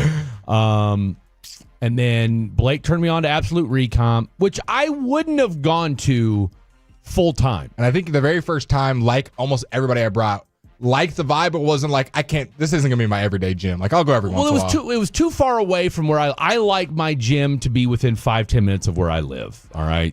I'm not taking a 20-minute ride to the gym. I'm just not. Okay. And it's just a lot. Because there's, you got people setting up tripods everywhere. I mean, it's just a lot to consume when you first get there. Then after a few visits, you're kind of like, you kind of tune it out. Yeah, exactly. You learn to walk around the tripods and all that good stuff. Okay, so long story short, I had to go to LA Fitness today. I had breakfast with my aunt this morning, and that's another story. We'll get into that later on the show. Because it was a great time meeting my aunt. But questionable service. Speaking of ants, if you'd have came an hour earlier last night, you would have run into an aunt and a mom that were good looking. Yeah. Your age, too. Face for contents. And they were talkers. Like, they were like... Well, of course they were. Well, they were my social. Age. Your age. Yeah, exactly. They were social. Had a few drinks in Had them. a few drinks in them. That's it. Going to the SMU game today. Oh. And they were yapping. Well, but I was on the air. You were on the air. I was doing the mythical high school you would show. have been in a sweet spot. But continue. There you go. So anyway, I had time to kill, so I was like, you know what? And this is why I keep my LA Fitness, because there are no Absolute Recomps really south of Las Colinas. And so I'm here by the station over in the uptown area. There's no Absolute Block Recomps, kicks. right? Tell you what, they are safety. Boom, there you go. 19-7 Florida. They're about to upset Texas. I'll tell you what, shout out to our boy Ben Troop, who's chomping his ass off right now. But I went to the, I went to the gym, just a quick 30, 45 minutes. I will say this, decent gym, whatever. It is what it is. They were hooping. There was a young lady there that I did almost, I flirted with the idea because we caught each other looking at each other a couple times in the mirror. I thought briefly, should I walk up to her and say, you have a face for content? But she was sitting on one of the benches in front of the mirror, so it really wasn't a very opportune place. She just sees you coming. Yeah. That's the worst, when it's like a girl's watching you walk up to her for like 30 seconds. That's not a good. That's not. Unless you got to be very confident. You got to know that. There's no way they're gonna everybody say- around her, like you're Get away from me. Yeah. Okay. Pays for content. What am I being a fan? I'll talk to you later. Just wallow away. Yeah, just kind of, or just you know what, just grin and bear it. Just start working out right next to her. All right. I got you. You spot me real quick. You get this spot. All right. So anyway, shout out to Absolute Recon. We love that gym, and you should too. You were saying something during the break, and I said, you know what? That's an interesting point, and I've got a theory on this. Go ahead and just recap real quick what you were saying based off of what you've seen on social media in the last 4 or 5 days. So I love using social media as a temperature of how fans are feeling, as well as the Franklin injury attorney text line. I look on the Dallas Cowboys Instagram. They post the picture. They posted a video of the same thing yesterday, but they posted the picture version of Dak Prescott getting the, in quotes, Hemi awards, like the you are him, you did a good job, you outstanding performance, a little fun award the NFL does, I'm assuming. I've never heard of it. And they gave it to Dak. So it's like a physical trophy, and George Pickens was the one that brought the box to him, hands it, they're laughing, giggling, they're saying each other should have won the award, It's gassing each other up. Love it. And I look at the comments, and if you looked at the comment section of any Dallas Cowboys post pre-Packers game, every single one is Jerry needs to retire, sell the team, I'm not doing this, yada, yada, yada, yada, yada. All negative. Like 95% of the comments were negative. And now I look right now, the comments read as this. I speak for every Cowboys fan and say, we love George Pickens. 5,000 likes. Oh, Dak, where do I even begin? 3,000 likes. Pickens looks way happier here than when he was in Pittsburgh. 1,000 likes. MVP award next. 1,000 likes. Dak Prescott is the best. When we get CD back, we're gonna tie 70-70. My QB has always had haters. I'm glad he's on top of the world. Like, all the comments are just very positive. So I feel like we're at a point, even though the Cowboys are 1-2-1, and I don't think anybody listening to my voice right now thinks they're going to contend for a Super Bowl. Not this year. But I think there's a weird kind of positivity. I think it helps when it's the offense doing it. That you took the words right. Because think about who we talked about too last night, our boy X, who's a Browns fan. Yeah. He wasn't super positive about the Browns, but their defense is literally number one in the league, and they have the same amount of wins as they have 2 wins or 1 win. Cleveland's got 1. So they had the same amount of wins as the Cowboys. Yeah. But he's way more depressed because their offense can't move the ball. Now, in fairness, they've always been bad. They've always been now, bad. you could argue, but you could also argue, well, the Cowboys, not the Cowboys have been bad, but yeah, I mean, you haven't been to a Super Bowl in 30 years. All I'm saying is I think there's a weird positive energy around the Cowboys. It definitely helps when your offense is putting up points. Like, there's explosions, there's highlights, there's stuff to watch, stuff to get excited for. The NFL knows that. Yeah. The NFL, that's why the NFL has gone, look, to your point, you can live with your offense scoring 30 points and your defense giving up 35. Yeah. Like, you'll stick around to watch that. You'll watch that. Because you know what? If I get the ball last, we may not be able to. Hey, the Ravens have been doing it. That's it. You know, that's why I mean that. But why do you think that Buffalo-Baltimore game a month ago was so much fun? I mean, it's not because it was great. I mean, neither defense played good. They both let up 40. And again, you've got 2 legacy teams, so I understand that. But no, when you've got, why have the Chiefs been the Chiefs for 2 years the last 2 years? All we've heard about, Pat Mahomes is washed. This offense isn't what we thought it was, but yet you rattle off 15 wins last year. Why? Because you're winning ugly. No one wants to see ugly winning. Philly, now. But you put up a 30 spot on Baltimore last week. Mm-hmm. Everybody's like, whoa. Mm-hmm. Now can't put the Chiefs to, maybe this is that Chiefs team that we thought it was. We love offense. We love offense. That's all of us. Everybody listening right now loves offense. This, and this is not an original thought. Me and my dad have talked about this for years. You know why we don't like soccer in this country? I know me. I speak in generalities. I love soccer. Not enough offense. Not enough scoring. That's it. 0-0. We are and look. I don't care about Pulisic. I don't care about name any other random soccer player. I don't care. Hope Solo. We need. We love some Hope Solo. Love some. Okay. We want scoring, and we love to see scoring. And the Cowboys are entertainment right now. This country, even when they get scored on, it's some of the worst defense you've ever seen, and it's like a car wreck. You can't take your ball back. We do get the ball back, so here we go. And so, you know what, I think maybe a little bit Jerry and them leaned into that this year. Said, hey, no Micah, but we get to pay George. It might be something to, and again, not saying that's right. I mean, look how that's fared for you but the difference between what real quick, the difference between what Dallas has done versus what Cincinnati's done with paying their 2 wide receivers. The Dallas Cowboys have also said, no, we're going to invest in our offensive line, though. Right, we've invested in the interior and as well as the tackle position, and so provided these guys don't keep getting hurt, but at the very least, we feel better about it. All right, 1 hour in the books, 2 hours left to go, ladies and gentlemen. We're going to talk a little baseball, but let's go ahead and take a look at what's going on, not just Dallas Cowboy wise, but also with the rest of the National Football League. A little NFL stat coming up next. We got a little baseball doubleheader at 4:20. Mike Babbo, Tommy Hutton from the Miami Marlins. Oh, by the way, you've got a new skipper. What's his name? Skip. Seriously. Take us with you wherever you go. Now.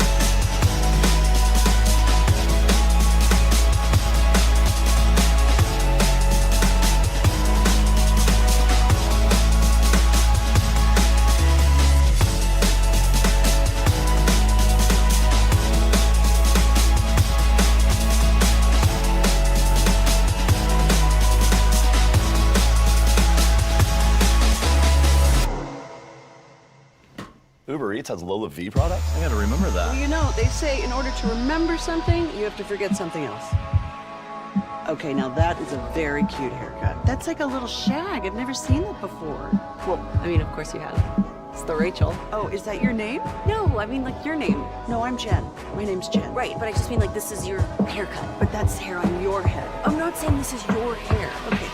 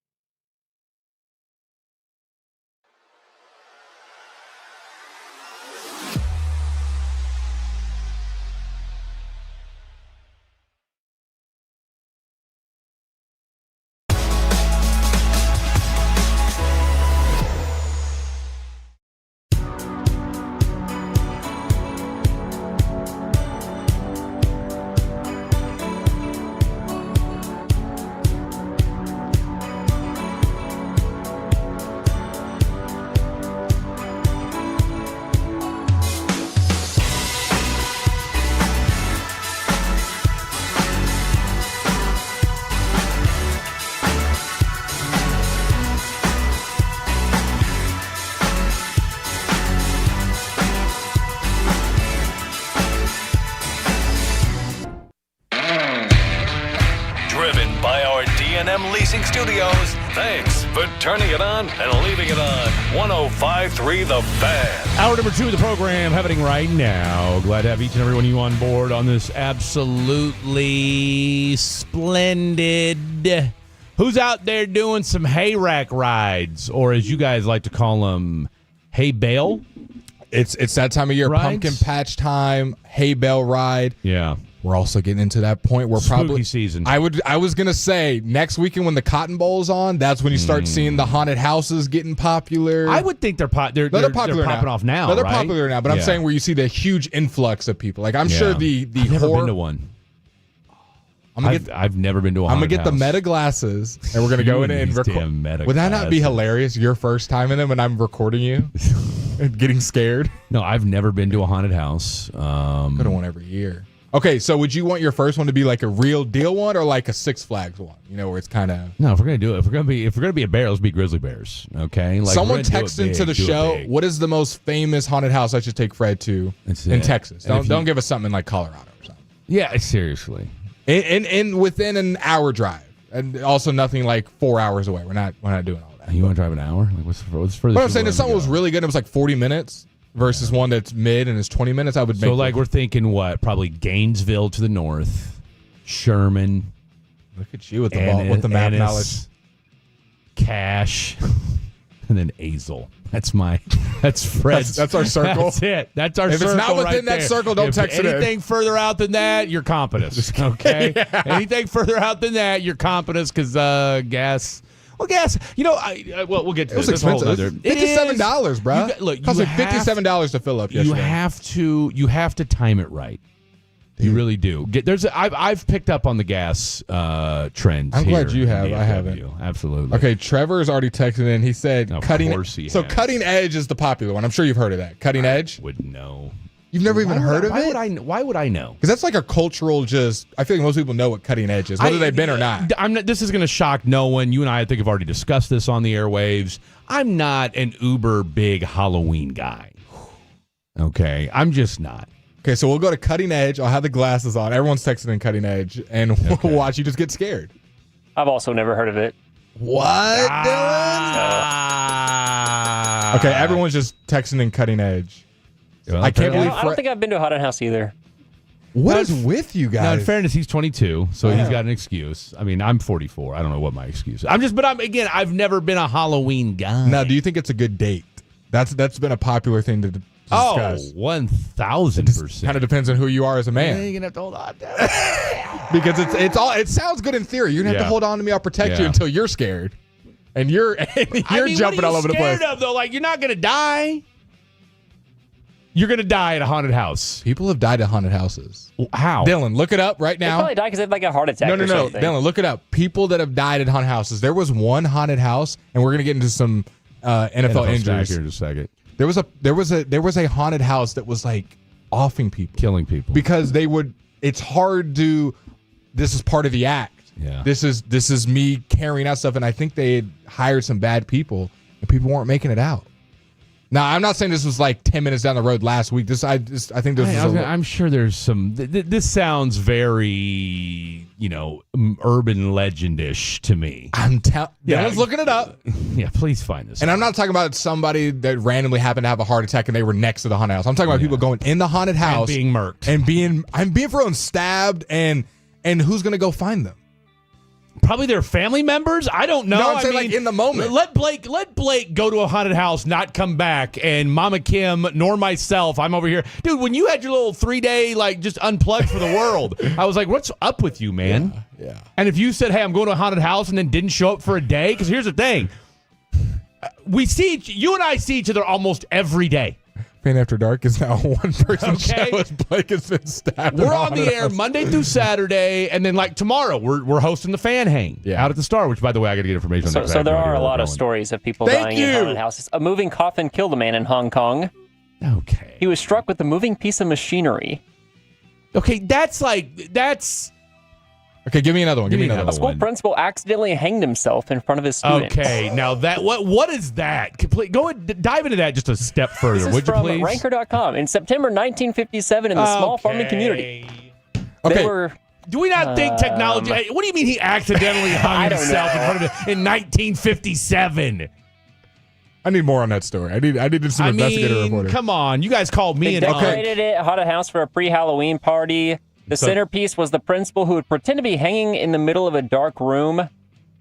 And he covering like fake blood and stuff. Yeah. Now, I want to see, Dylan, see if you can figure this one out. Someone texted in, I remember seeing there's a haunted house where people have to sign a waiver because they're like break your fingers, cut out your hair, waterboard you. It's like this, there's a name for it, and they say only extreme people go to that. Like literally physically harm you, and you know it, and you have to sign a waiver, and people go to this haunted house that's like on a wait list to get in. And it's in America. Dylan, maybe you can find that. I'm being for real. Nah, that's too much for me. I just want the typical haunted house, have a fun little scare, be with a cute girl. You know what that sounds like for all my military folks out there? If you've ever been to SEER school, 877-881-1053, where they teach you how to be a prisoner of war. So there's that. But that seems a bit much. I'm not. I don't want my fingers cut off. McCamey Manor. Okay. Yes, Manor. It's Manor. Manor. Okay, it's listed as an extreme haunted house. It's a okay. It's a 40-page long waiver. 40 pages. Wow. That you got to sign in order to go into this place. What does it say it does? Besides the waiver, participants often need to meet other requirements, such as being of legal age, having a doctor's note clearing them for physical and mental exertion, passing a background check, and even proving they have medical insurance. Oh, wow. Oh, wow. Do they say how much it costs to go there? What the cost is? What's some of the things they do? Because I want to make sure I wasn't giving misinformation about breaking fingers and stuff. If you're putting it out there that they require that you have insurance and want to see it before you can even walk in, that's got to be a couple. Okay, this is from from Fox News in Houston. In H-Town. The title, Haunted House requires 40-page waiver, offers patrons $20,000 so they can handle 10+ hours. Oh my gosh. So you're pretty much in a torture chamber. Yeah, no, you're you know what? I would be willing to give if for the content. Can I record? I don't know that they're going to let you record though. I don't know. Does it say what happens while you're in there? We need to find a survivor of that. 877-881-1053, 877-881-1053. So you got to go through that whole process. They have to watch a 2-hour video and pay to get in with the bag of dog food for the pets, apparently. Oh, that's insane. Some rituals. Okay, this is some. So if you can last the whole 10 hours and make it to the end, you get $20,000. Okay, they just want an excuse to beat on people. But you have to follow a required set of rules, or they'll lose out on some of the cash. Imagine you do have. I mean, this almost sounds like a. Here are the rules: no cussing, drinking, smoking, running, eating, or touching the actors or props. So far, no one has completed the intense tour. No cussing while you're getting tortured for 10 hours? 2019. So getting beat on. Does it say what they do in there? Like what the actual challenge is? Because I was saying breaking like fingers. A modern day Squid Game is what it sounds like. All right, let's get into some injuries here while he's looking more of that up. Okay. So for this Vikings-Browns game that's going on at 9:30 a.m., where's this game at? That's in London. London. By the way, thoughts and prayers to Mark Sanchez, who was stabbed in Indianapolis. He's in stable condition, but he was stabbed last night. We'll get more details here as they come out. But yeah, Mark Sanchez, butt fumble himself. You're playing the Jets tomorrow, so a little 6 degrees of that. But yeah, stabbed in Indy. Didn't know Indy was hoop banging on the transformer like that, but apparently they are. We'll find out more as to what happened. It sounds like he might have been hanging out with Skylar Thompson. Back-to-back weeks, quarterbacks getting assaulted. That is crazy.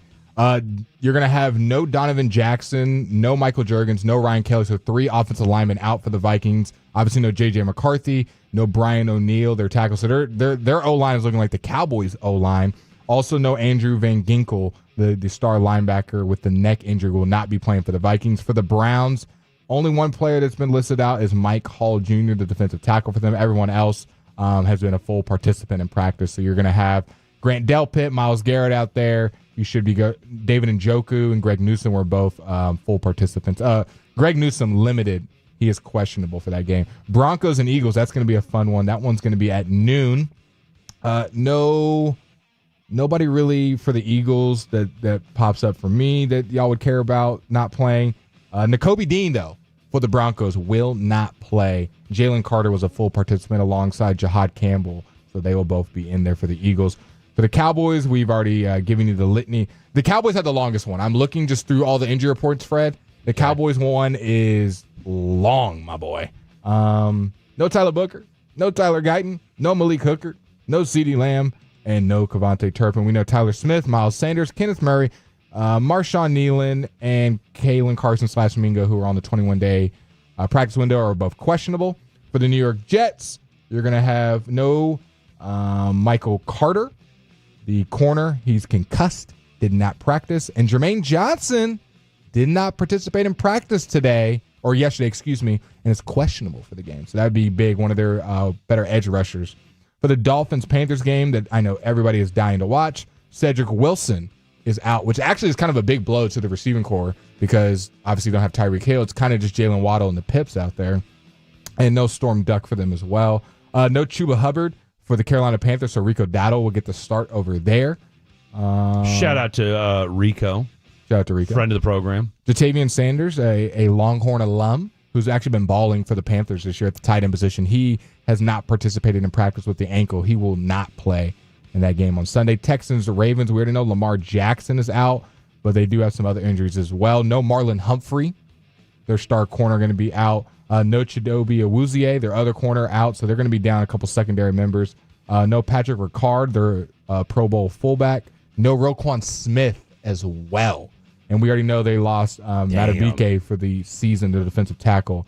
And Dontez Walker, the receiver, he is questionable as well. Ronnie Stanley, the tackle, he's also questionable for the Baltimore Ravens, as well as Kyle Hamilton, the all-pro safety, questionable. So a lot of injuries for the Ravens. By the way, UCLA 27-7 over Penn State at halftime. Do we drop them out of the top 25? If you lose to a 0-4 UCLA that has probably been the most disappointing team in college football. I think I want to change my Baltimore-Houston pick. After I just read all those injuries? Yeah. A lot of them. Yeah. For the Texans. You want to change yours? No Danico Autry. He's going to be out. Will Anderson has not participated in practice. He doesn't have a game status yet. Nico Collins was a full participant. Better be. Good to go. He's on my fantasy team. Jalen Reed, their safety, he's going to be out. I drank the Nico Collins Kool-Aid because of you. Thank you very much. And Derek Stingley was a full participant. Nico Collins, when you still watch it, he's still, to me, a top 5 receiver. But, you know, the numbers don't always match up right now. If you had to rattle off right now who's been the 5 best receivers this year, not who are the best 5, because, you know, that's Justin Jefferson, Jamar, CD, but, you know, quarterbacks who have been the best 5. I mean, one's pretty obvious. Puka. Yeah. Puka's a no-brainer. Man, off the dome. Honestly, I don't even know who. You know what? Is there a clear 2? I'll tell you who's been pretty decent, all things considered. Garrett Wilson. Yeah. Garrett Wilson has been a solid wide receiver this year. Quentin Johnson. Quentin Johnson has been a freak this year. What's he got, 5-6 touchdowns already? Because I'll tell you who hasn't been good this year. Ladd McConkey, A.J. Brown, pretty much every wide receiver in my lineup. So who do you think the top 5 are in receiving yards? You got Puka, and you got Quentin Johnson, who's literally 5th in the league in receiving yards, which is insane that it wasn't just a 1-week wonder. Because I think everybody listening to my voice thought, 1-week wonder. Yeah, I'm not picking him up in waivers. 100%. And this guy has been the best receiver for the Chargers. No, he absolutely He's got 337 yards on the season. Puka's got like 5-something, doesn't he? Puka has 588, most ever through 5 granted, games. He does have a game already that so far. You're missing 2, 3, and 4. 2, 3, and 4. 2, 3, and 4. 2, 3, and 4. Dadgummit, because I just saw this list the other day too. 2, 3, and 4. Yeah, give me a hint. Number 4 plays on the same team as somebody you've already mentioned. Number 3 is a running back, and number 2. Christian McCaffrey. Number 3 in the entire league in receiving yards. He's at balling. 387. He's balling. Number 4. Don't tell me it's Devontae Adams. Wow. Matthew Stafford is producing he is. 2 top 5 receiving yard guys. Yeah, 357 for Adams. And then second in the league, the only other guy above 400 is Puka. This guy is at 402. Young guy. Had a bad Jackson Smith and Jigba, right? There you go. Ball knowledge. Jackson Smith in That's it. Jigba. That's it. All right, let's switch gears a little bit. We're going to talk a little baseball in this next segment. Skip Schumacher is now your new Rangers manager. So we're going to do a little double play, if you will, baseball style. We're going to have Mike Babbo, my boy from the Bitter Mike podcast, or excuse me, from the Picked Off podcast. Hard, easy for me to say. We'll have him on for the first part of the segment, talking kind of previewing what's going on with these divisional round matchups. We've got the Yankees Toronto going on right now, so we'll have him talk about a little bit about that, and then we're going to get rid of him at 4:30. I say get rid of him. That didn't sound right. We're going to switch over to Tommy Hutton at 4:30. He is the play-by-play voice for the Miami Marlins. He knows him very well. That being Skip Schumacher was with him for 2 years. So we heard from Kyle Steeloff last night. Let's hear from Tommy Hutton. So Mike Babbo, Tommy Hutton coming up next, talking all things baseball. Don't go anywhere. Our goal is to have you win.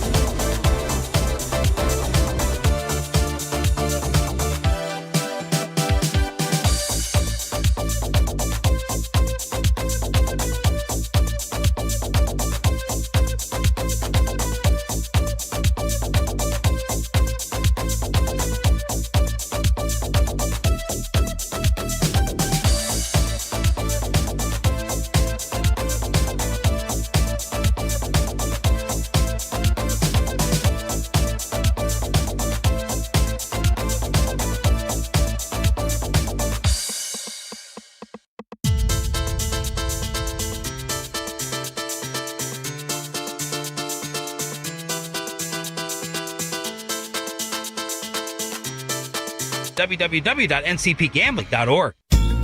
This segment of the Fan After Dark is brought to you by the Frankels. If you've been injured in a car or truck wreck, call Frankel first. 214-817-333-3333. With Frankel and Frankel, there's never an out-of-pocket cost. They only get paid when you win. Frankel and Frankel, the go-to car and truck wreck attorneys in Dallas.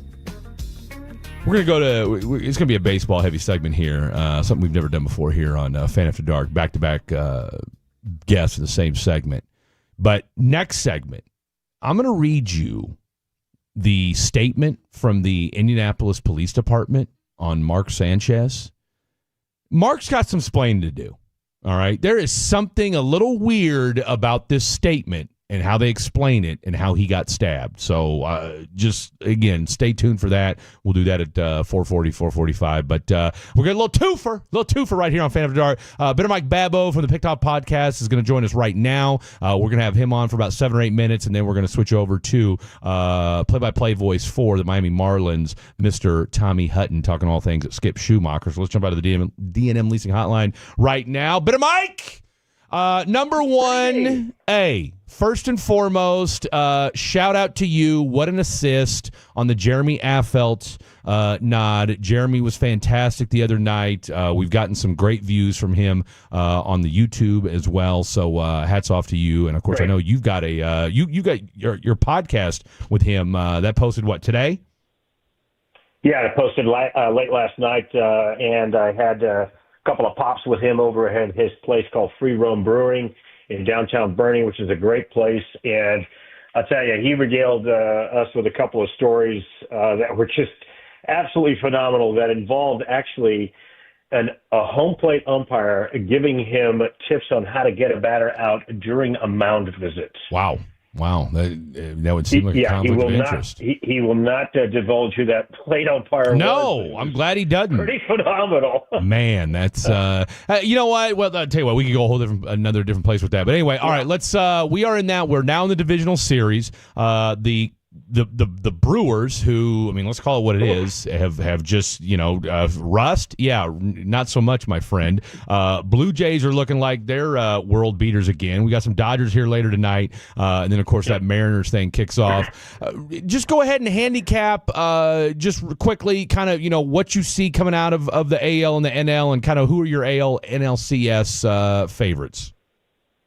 Well, I mean, the Brewers are really... I think that the favorite in this series, I mean, the top to bottom, they are solid in the lineup. They've got a solid rotation. Now, they are missing Brandon Woodruff, but I think with Freddie Peralta, everything is possible. And the Cubs are kind of struggling a little bit. Kyle Tucker is still getting back his timing from his calf strain. Pete Crow Armstrong has struggled in the second half. The bullpen was an issue in the first half, but they have struck out 31% of their batters faced in September. Both teams like to steal bases. Milwaukee was number 2. Chicago was number 3 in the major leagues. And Bryce Terang is only the third Brewer to steal 100 bases in his career before age 26, the other two being Hall of Famers Paul Molitor and Robert Yount. Andrew Vaughn has been an incredibly wonderful surprise for them. He was a highly touted prospect with the Chicago White Sox. He fell out of favor with them, and then they traded him to Milwaukee for a disgruntled Aaron Savali, who is actually pitching. He actually pitched today for the Cubs, who just got basically ambushed by the Brewers today. So I really like the Brewers playing. Look, they had some rust. They played under 500 after snapping up a 14-game winning streak in mid-August. Well, you wouldn't know it by today's game, but it's just one game. The Phillies, really, I really love the Phillies, but I think this is the most evenly matched division in all of the division series. You got Shohei going up against Christopher Sanchez today. The Phillies won the season series 4-2 and have won the last 3 of the playoff series head-to-head, and it's all about the studs.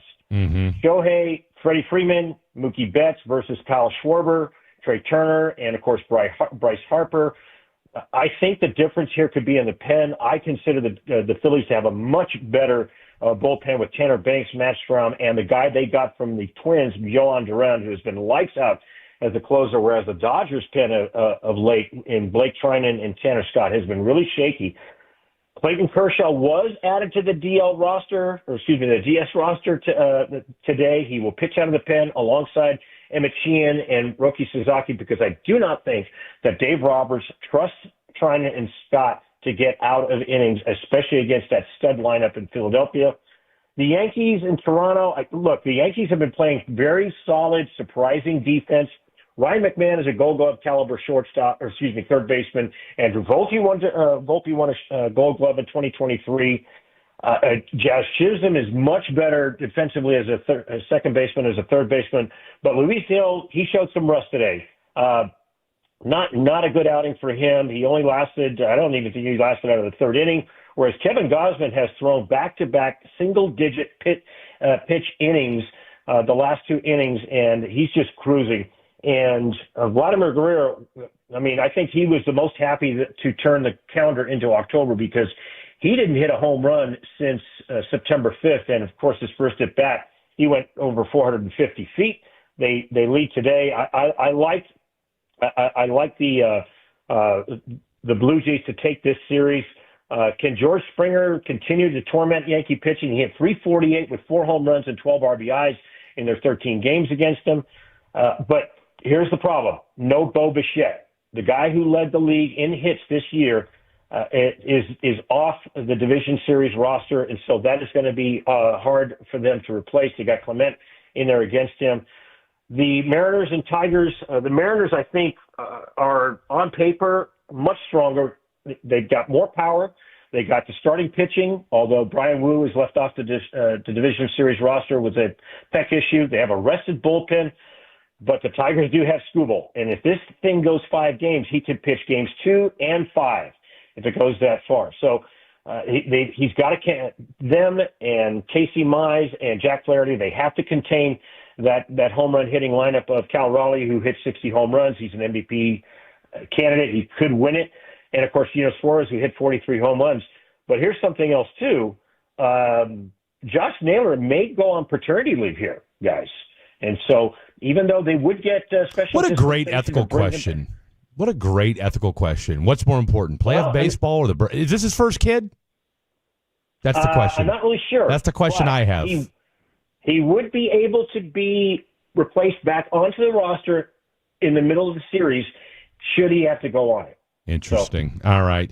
All right, real quick, 10 seconds or less. So who do you got? AL, NL, CS? My heart says Phillies. Phillies against the Brewers, and I think Toronto against the Mariners. Love it. Love it. Bitter Mike, great stuff from you as always, my friend. Never a dull moment with you. We'll talk again. How about them Raiders? We'll talk about that. That's a whole other segment. That's a whole other segment. Yeah. All right, big man. We appreciate you, Mike. Thanks, Freddie. Thank you, sir. Bless. There you have it. The one, the only, Bitter Mike Babbo, giving you a little rundown, for your little baseball conversation. Look, we know you were locked into the Rangers this year for 162 games. 100%. You need a little insight as to, the rest of the playoff world and how that thing went down. And, poor Bitter Mike. Look, my man, and I say poor Bitter Mike in the sense that, look, he loves baseball. He watches it. And then he's got to be a Raiders fan. I'll tell you what, one of these days... Ashton Genty changed his stance back, though, and he started balling. Look, I don't care if he changes, if he starts flying over the offensive line. One of these days... That'd be pretty good. That'd be pretty dominant. Yeah, it would be. Right? You know what? No, you know what? I don't care because Brock Bowers isn't getting the rock. I got to... And we need to go back... By the way... We need to go back to injury report. He hasn't practiced this week. Second, but no, he's swap him out. Should I bench him this week? Oh, I'm doing it. Because even when he's been healthy, it's not like he's been balling. Look, I reached out to this guy. Bowers for Judkins. What's up? Hey, go ahead and call him back. Go ahead and call him back, he said. Bowers for Judkins. No, not anymore. No, I'm going to need more. I'm going to need Rashee Rice. Okay? I should have took it when I could. You should have. You should have. Today's price is not, or yesterday's price is not today's price. That's exactly right. I thought that was, they said, was that Fat Joe? I thought it sounds like KRS-One that said that. Anyway, all right. So I reached out to this. McCamey Manor? No. Yeah, we need to get that guy on the show. He's a wacko. I don't know if we want him on the show. We do. No, we want him on the show for sure. Let's go out now back to the D&M Leasing Hotline. Welcome to the program. Tommy Hutton, longtime voice of the Miami Marlins and knows our boy Skip Schumacher all too well. Real quick, number one, Tommy, hey, first of all, kudos to you for being an awesome grandpa. You took time out from your granddaughter's birthday. How old is she today? She's 11. I had to pause a little bit because we were just getting ready to blow out the candles. So, yeah. I tell you what, God bless you, my man. And number two, if you've had any role in mentoring Kyle Seeloff, hats off to you. We had our boy Kyle on last night. We could still be talking to him right now. I'll tell you what, look, you've been doing this a long time. You never know what you're going to get with whether it's just personalities in general. Hell, some guys just stand you up and don't even and then lie to you about it later. You guys, I'll tell you what, can't say enough about the Miami Marlins. You guys are my new favorite NL team. I'm going to say that much right now. What are we getting in Skip Schumacher? Well, I tell you what you're going to get with Skip Schumacher. You're not going to get Kyle Seeloff, that's for sure. Kyle's a happy guy. We liked Kyle's energy. You are going to get a guy that's first of all, just a stand-up person. A stand-up man, and he's a great family man. He's good with details. He's great with the game, knowing the game, and just I enjoyed being around him for a couple of years. I mean, I don't work every game now, so I'm not with them all the time. But the time that I was with him, he couldn't have been better and nicer to me and to all the other broadcasters. And I think for someone to replace both, you couldn't have gotten a better.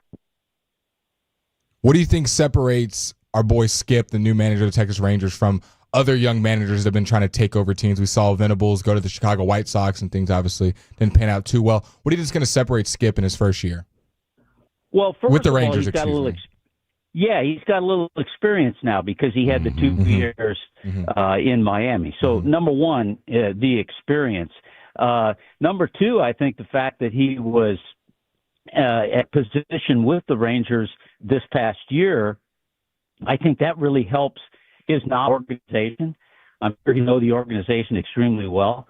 So I think that really helps him compared to if you brought somebody in who wasn't familiar with your organization. And another wild card in the whole thing is Pipe. We call him Pipe Luis Ureta, who was the bench coach for Bruce Bochy. He was Skip's bench coach in Miami, and another good baseball man, and they'll work really well together. From what you knew about Skip, do you see him being the authoritarian kind of manager of kind of going to management and saying, I want these type of guys on this baseball team? The Rangers are going through a little bit of a transition period where they've got some veteran guys part of the core. They're a little bit older, and then they've got some young guys coming up. Or do you think Skip is the kind of guy to, hey, whatever cards are dealt my way, I'll play with them? Or do you see him kind of being like, I would like these type of guys on my roster? You know, I don't see him demanding certain guys, but I certainly see him wanting to put input in and not just saying, because that was one of the reasons that he actually left Miami. He got out of his contract because he wasn't real all in on what was going to be done. And he wanted to have his hand in on that. I can't imagine him extremely demanding, but I certainly can imagine having it. Tommy? Yeah. Okay, sorry, you cut out there a little bit in the last 30 seconds. Go ahead and repeat that last part. I can't picture him being demanding. Okay. But I can picture him wanting to have a.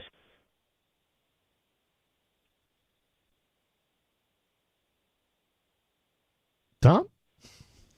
Yeah, I'm still here. Okay. This is reception where I am is not the best. Okay. I was going to say that you got that Cricket Wireless thing going on there. I'll tell you what, because we're running out of time, and just real quick, let me ask you this, because this is a team that has underperformed the last 2 years, especially when you consider the salary, the payroll, and this is the same core more or less in the last 2 years that won a World Series. what's the one thing about Skip Schumacher, who took a team that nobody thought was going to get to the playoffs that same World Series year? What is that one attribute that you think is going to show up in spades for this Ranger team that we haven't seen the last 2 years? I would think just focus on every game, and I would be willing to bet that the Texas Rangers have a much better season in 2026 than they did this year. Tommy, I'll tell you what, my man, thank you so much. We look forward to talking to you again, and good luck in 2026. Anytime. Appreciate your time, big man. Anytime, guys. Thanks a lot. You got it. Happy birthday to your granddaughter Happy as well. birthday. By the way, it was Blake's birthday yesterday as well. So October's a good week. Libra season. It's a real thing, apparently. Perfect. Enjoy it. All right. Thanks, guys. Thank you. All right. Lots to get to. And I'll tell you injury what, reports, Cowboys, McCamey reports, Manor, and, haunted houses. And I'm going to read you the statement from the Indianapolis Police Department on Mark Sanchez, and you tell me if I'm tripping. And is Arch's career ending right in front of us? Coming up next. This is an important notice to all U.S. taxpayers.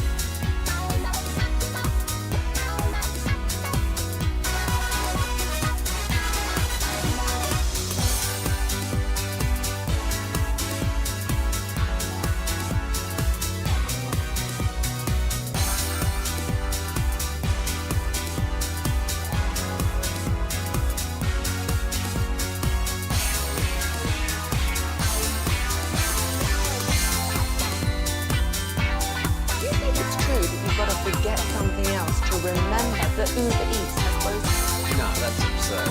Hey, remember when you used to be what was it, Pepper Lady? Pepper Lady? Wasn't it Indian food?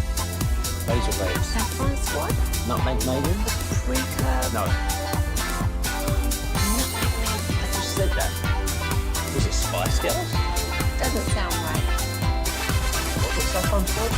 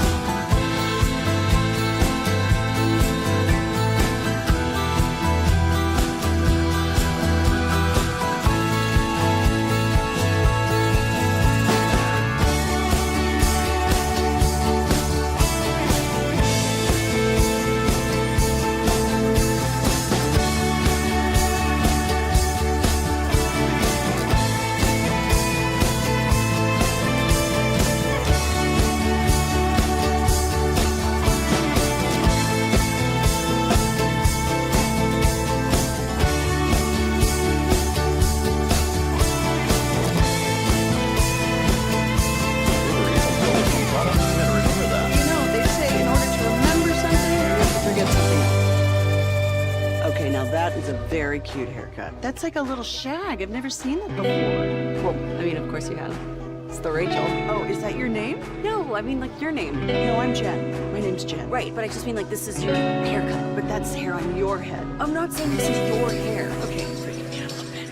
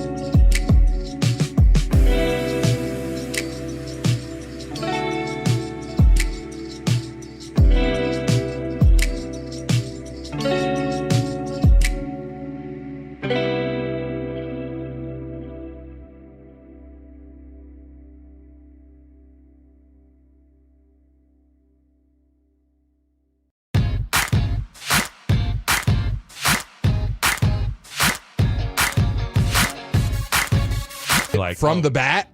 Well, not to mention, like, when you watch that Aaron Judge strike out, you're like, oh, that was an ugly pitch. And then when you watch it from his vantage point, you're like, it crosses eyes. Okay, I think I could see why you would swing at that. Okay. Ben Rice will swing at anything. So I said before we started our baseball segment, and shout out to Tommy Hutton, shout out to Mike Babbo. All right, we like to talk a little national pastime from time to time. What did I tell you in Dylon? I said there's something fishy about the report. This Mark Sanchez story ain't quite passing the smell test. So this is what the Indianapolis Police Department said in their statement. IMPD, not IMDb, IMPD is investigating a physical disturbance that happened near Senate Avenue and West Washington Street on October 4th, 2025, around 12:30 a.m. Now, we know the old adage, nothing good happens after midnight.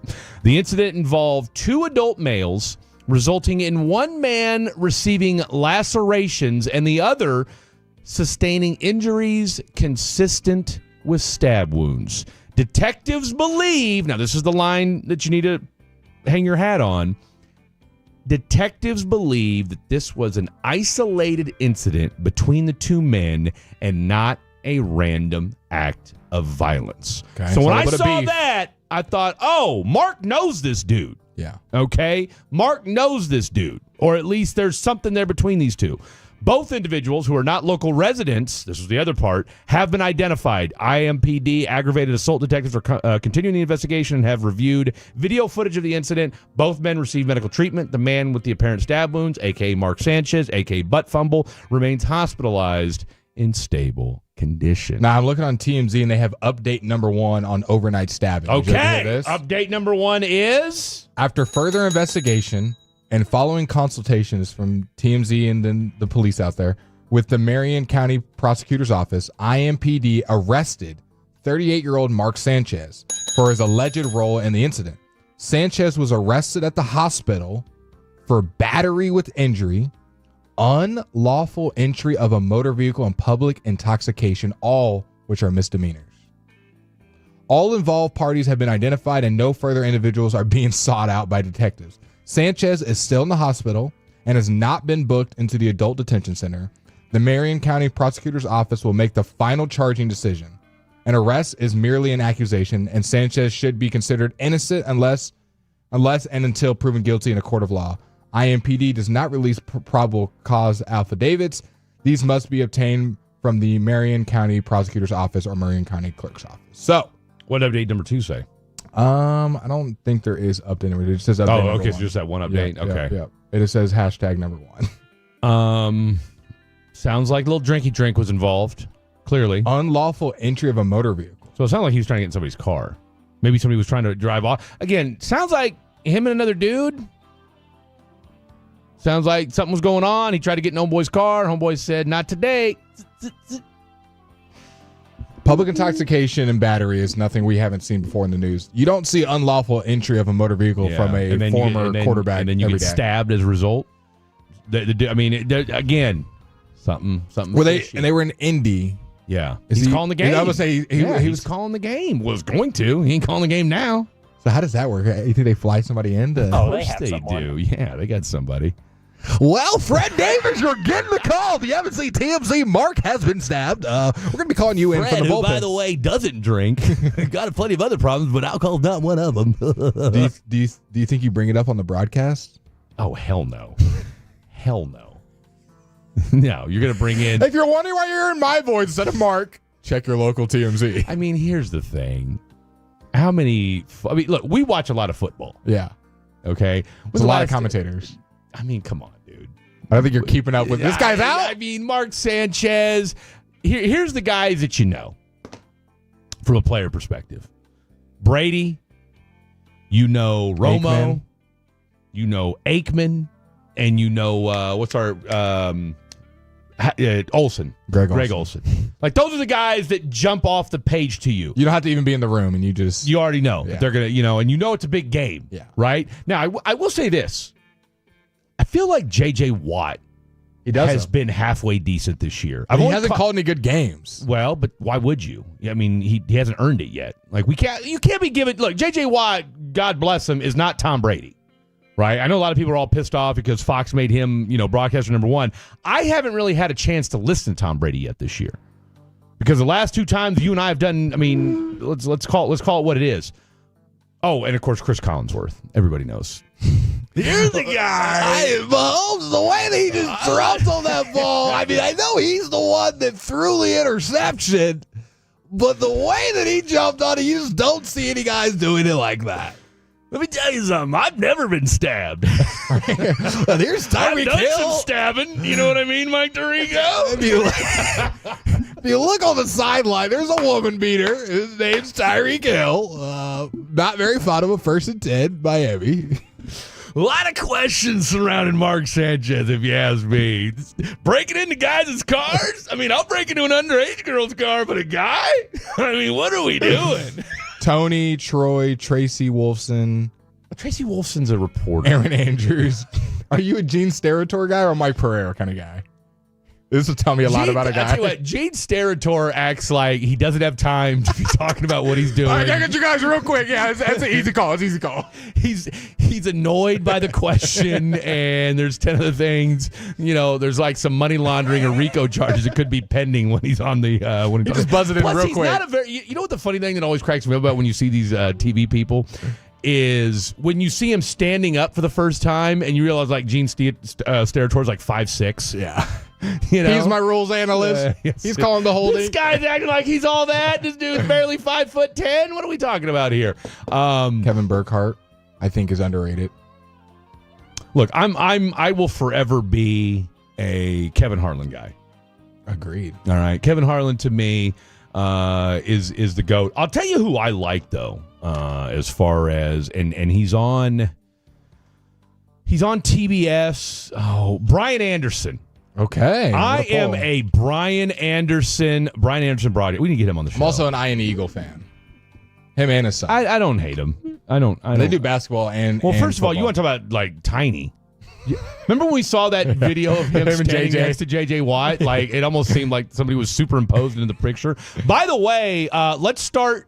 Let's get. I'll tell you what. I know you're a North Texas guy. Now North Texas is bye this week, correct? Correct. Okay. Correct.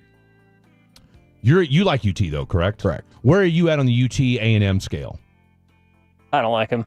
Either one? No. Okay. You know what? I respect that about you. Wow, the Blue Jays got out of that jam. Bases Did they? loaded. I mean, they gave it one run. But I'll tell you what, they had the bases loaded, no out, and Aaron Judge at the plate. Let me tell you something. And not to get ugly, but Barry Bonds would never. Yeah. Okay, if you know, you know.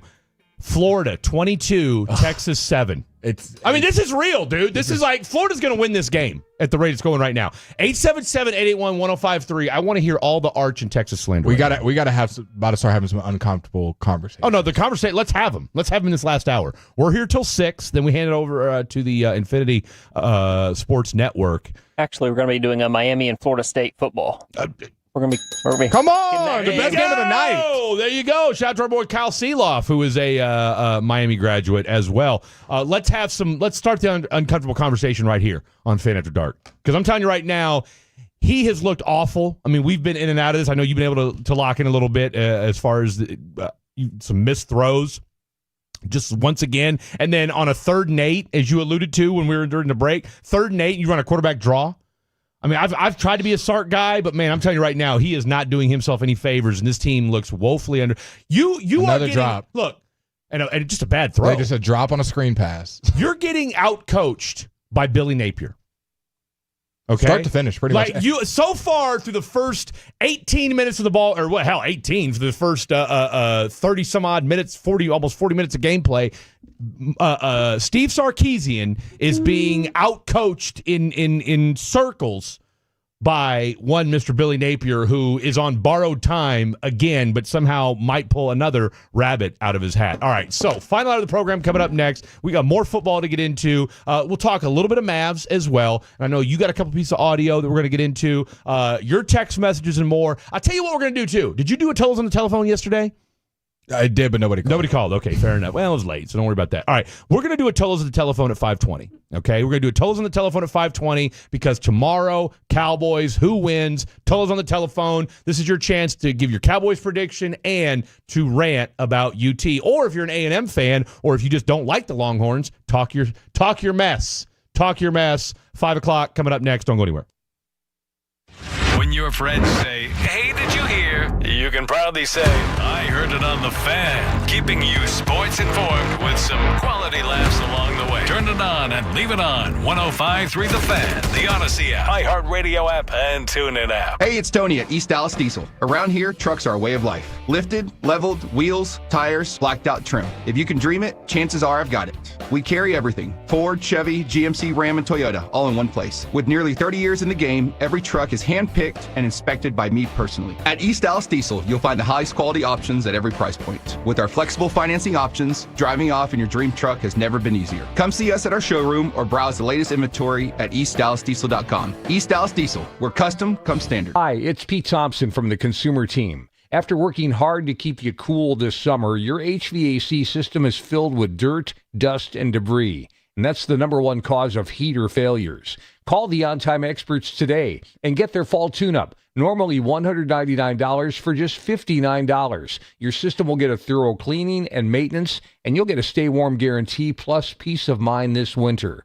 Book your appointment now at theontimeexperts.com. theontimeexperts.com. You worked hard for your 401k, but if you've left your job, your money might be sitting in the wrong hands. I'm Jeff Jr. with Trajan Wealth, and it's very possible that the 401k that you have had for years has hidden fees and limited investment choices. But if you're no longer with the company, that 401k may be at the mercy of your former employer. All of these things could be costing you thousands. Rolling over your 401k into an IRA can provide better investment options that align with your long-term goals. At Trajan Wealth, we're fiduciary advisors that are held to a higher standard with no hidden agenda and no hidden fees. Don't let your retirement dollars sit in an old plan, and don't roll it over to your new plan without consulting Trajan Wealth first. Call Trajan today at 469-579-3500. That's 469-579-3500. Advisory services are offered through Trajan Wealth, LLC, an SEC-registered investment advisor. Actual price will depend on product and subscription plan. Featured products are compounded drug products, which the FDA does not approve or verify for safety, effectiveness, or quality. Prescription products require an online consultation with a healthcare provider who will determine if appropriate. See website for details, restrictions, and important safety information. Want a boost in and out of the bedroom? Hims has you covered. Introducing a new 2-in-1 approach to level up your game. Tadalafil for better bedroom performance and zinc for testosterone support. Put it all together and you've got what you need to turn things all the way up. Getting started is simple. Just go to hims.com/joy to start your free online visit. Through Hims, you can access ED treatments including pills, chews, and...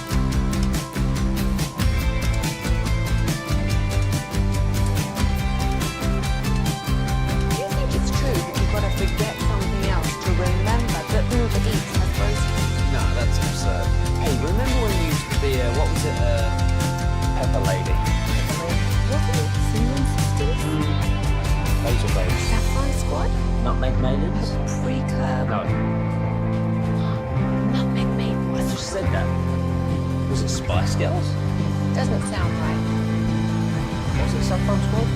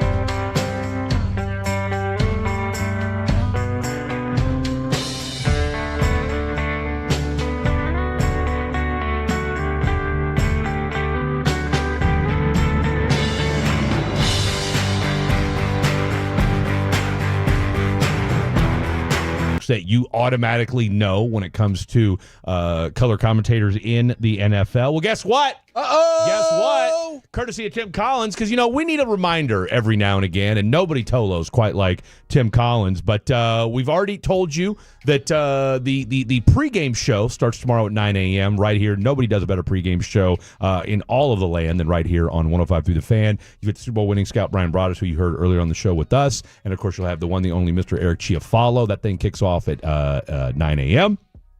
Takes you till noon, kickoff, and then, of course, you've got the post-game show that goes from 3 to 6, and then you'll have the Specs Tailgate show with myself and the three-time Hall of Famer, Chris Arnold. But let me just give you a little quick rundown of what's going on tomorrow so you can get excited about this, as we know only you can. Remember, it includes a look around the National Football League and, of course, the NFC East. We'll also have a live visit with the one, the only NFL insider, Mr. Bobby Belt. We'll also check in with Babe and Christy. She usually gives you the update on the actives and inactives. perspectives. And then, of course, we've got an exclusive one-on-one with both Brian Schottenheimer and Brad Sham. Now, we mentioned Greg Olson. Guess what? He'll be stopping by the pregame show tomorrow. He's on the TV call with Jason Benetti. And, of course, everybody's favorite.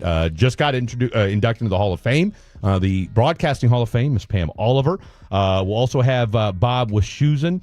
He's the play-by-play voice of the New York Jets, legendary play-by-play guy across the National Football League. And then, of course, Chris Arnold, a.k.a. Got You Down, the three-time Hall of Famer, CA. He does a weekly player profile that's on the pregame show. This week, it's with none other than the hottest quarterback in the National Football League, Mr. Dak Prescott as well. And so, of course, don't forget, too, that you'll have halftime show with Zach Wolchuk, the Woolly Bully, and the Super Bowl winning scout, Mr. Brian Broaddus. Now, I asked this question to you. I don't know if it was on or off air, but with the Dallas Cowboys, we see where the season's kind of going. They're probably not going to be deep in the playoffs. I mean, who knows? Hey, there's a look.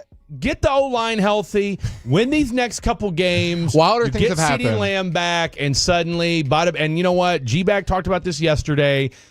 Maybe the NFC East isn't as good as we think. Oh, you know I'm not an Eagles believer. So. You already don't like the Eagles. Okay. The Commanders have looked mid. Commanders are helter-skelter right now, and the Giants, although, you know what, would I be surprised if the Giants went on some crazy run because of Jackson Dart? Cam Scatterboot, don't forget about that one. That dude, man. And that team has rallied They're behind inspired. those two. 100%. You already had a decent defense. Okay, the Dallas Cowboys, it's 2027, and it's the NFL draft. What position? 2027, we're skipping ahead 2026. Jesus Christ. I'm getting older, friend. Did AI? I mean, did something happen? You traded all your picks. Tell me more. You traded all your picks for my For who? Ultimate Universe. You got him back? First round pick, what position do you want to spend on? And you're probably gonna have 2 first round picks. Wow. Are you kidding me right now that you know what? They deserve to lose this game. What just happened? 3 missed tackles on the same play. Texas deserves to lose this game. Dallas Wilson. That was horrible tackling. 55-yard receiving touchdown. I don't ever want We could stick Fred Davis out there and he'd make the tackle. Was it that bad? Oh, I mean, ask Dylan. I mean, the one dude missed 3 tackles. He spun out of 2 tackles from the same guy. I mean, it was terrible. He'll be on the highlight tape tonight. Oh, he's gonna be scrolling TikTok and look at himself. All you gotta do is watch this right here. Here we go. That looked like it was coming out, but see, how do you let that guy stay in bounds? Well, I'll tell you how. Because you don't. Okay, and then there's you get run over. Then you get run over twice, and then here comes a third guy. My boy McDonald, number 4, can't go on TikTok tonight. No, you're gonna get you'll get loved up by the Florida folks, and then Texas. You may not want to go out tonight. There'll be people making separate videos just on that play. Just yelling. You know our guy that does a little preview, or not the preview, like the game recap, and it's kind of making the top 5 worst plays. Number 5, I gotta go with. Yeah, he's got the same guy be all 5. Terrible. UT's losing today. Okay, continue. What position do you want the Cowboys to pick in the first round? I mean, and he got beat off the round. Yeah, it was a rough day for the Texas secondary. And remember, the defense was supposed to be elite, and they've looked anything. They've let a Florida offense that has been shameful through the first 4 weeks of the season absolutely just look like the Dallas Cowboys against them. Number 6 may not be able to show his face tonight either, where he just fell down. Just in a tizzy. Florida has 415 yards of offense. Texas has 188. Yeah, no, this is ugly. This is ugly beyond all belief. Arch Manning might have to start playing defense. I don't know. I mean, I don't know if that's going to help anything. Linebacker, and they still never tackle. I mean, look, I think anybody on defense is in play. Give me Anthony Hill. He's the linebacker for Texas that caused the fumble, but I mean, yeah, it's not looking good for any Texas player. Yeah, no, I don't know if I want a UT player right now. Let's let the season play out a little bit more. I mean, I'd love to have that kid from Ohio State, but they're saying he might go number 1 overall. So I'm looking at ESPN right now. They got Anthony Hill as a 42 ranked prospect, and let's see, who are you looking for? I mean, I'm looking for a linebacker, secondary. Arvell Reese from Ohio State. Well, no, the what's the kid, the safety? Caleb Downs? Yeah, Downs. Yeah. He's the number 2 ranked prospect. He's not falling. I mean, God forbid. Look, if you're in discussion for him, that means this season went completely also think about it. Up. Think about who the worst teams will be. Like the Saints, that would be a very dumb pick to pick a safety like number 2 overall with how your team looks. The Titans right now, though. That would be dumb too. Would it? Just drafting Caleb Downs and be like, we're just gonna have like Baltimore. It made sense. They got Kyle Hamilton. They already had a great team. Slide him in. The Eagles when they drafted Jahad Campbell. Yeah, but if you get a good safety, man, you're set for the next decade defensively. I just don't know if that's the first building piece I'm going on. Like, hey, our team sucks, and we have a good safety. I guess it's one of the, and Arch just threw another laser across the field. I guess it depends on, do you want your quarterback of the defense? And just how good does this kid measure up? Arch is getting destroyed in the pocket, though. I think that's what it comes down to. Look, I don't fundamentally disagree with you. Safety at number one, like, you better be Ed Reed out there. I just feel like your team has to be already decent if you're drafting the safety in the first round. If you're number one, you're not. Then I'm just passing on him. Yeah. The other guys listed, the number one guy, Reuben Bain Jr. out of Miami, the edge. He is number one in all sites right now. Is the number one overall prospect. Bain was selected to every freshman All-American team in 2023. The Athletic and 24/7 Sports, he is a powerful edge rusher who drives offensive tackles and get off blocks at the top of his rush. Bunch of stuff, just loving him up. John Mateer, the highest ranked, actually not the highest ranked quarterback. Lenore Sellers, the third ranked prospect on ESPN. John Mateer at 5. If you're wondering where the first skill position is, it's going to be at wide receiver Jordan Tyson out of Arizona State. 12th as far as prospects go. First running back is Jeremiah Love. The running back out of Notre Dame. He's 15th. Okay. Jeremy Bernard is the highest. Who's the highest offensive lineman? Highest offensive lineman is going to be at 6 overall, Spencer Fano out of Utah, offensive tackle. Okay. He is 6'6", 302. I mean, that's one of those positions where tackle. If you are drafting in the top 2 or 3, like if I'm the Titans and I don't have their tackle position, I know he's been under a lot of duress. Fano started 13 games at right tackle and 11 at left tackle.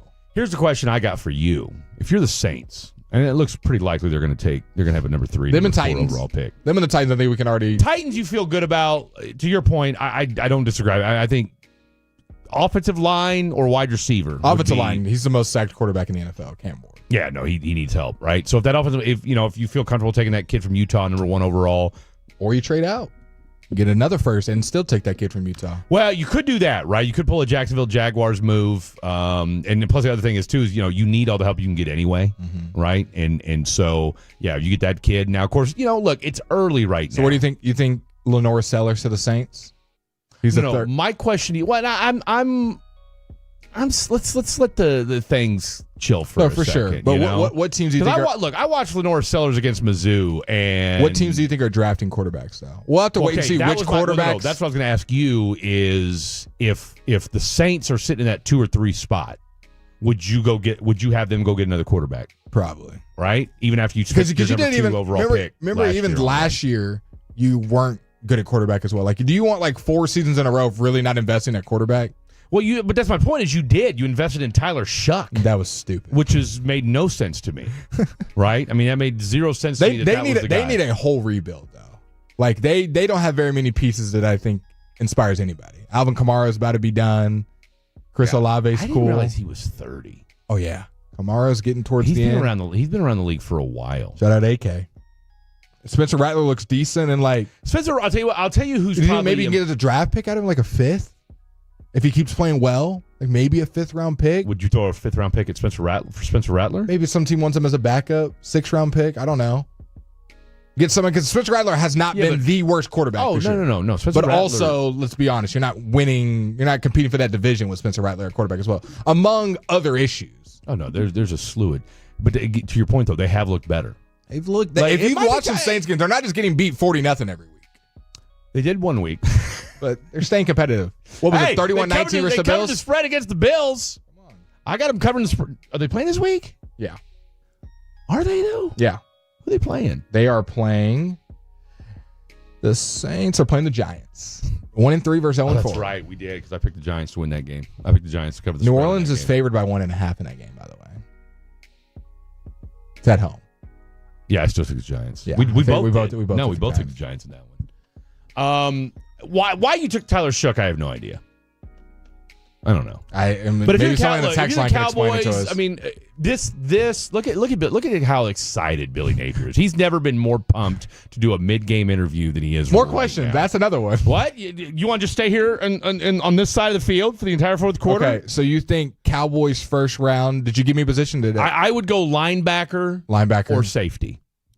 Because I think we can all agree. I don't want to say the quiet part out loud, but Donovan Wilson and Malik Hooker are probably towards the end of there's no probably to it. No, there's no probably to it.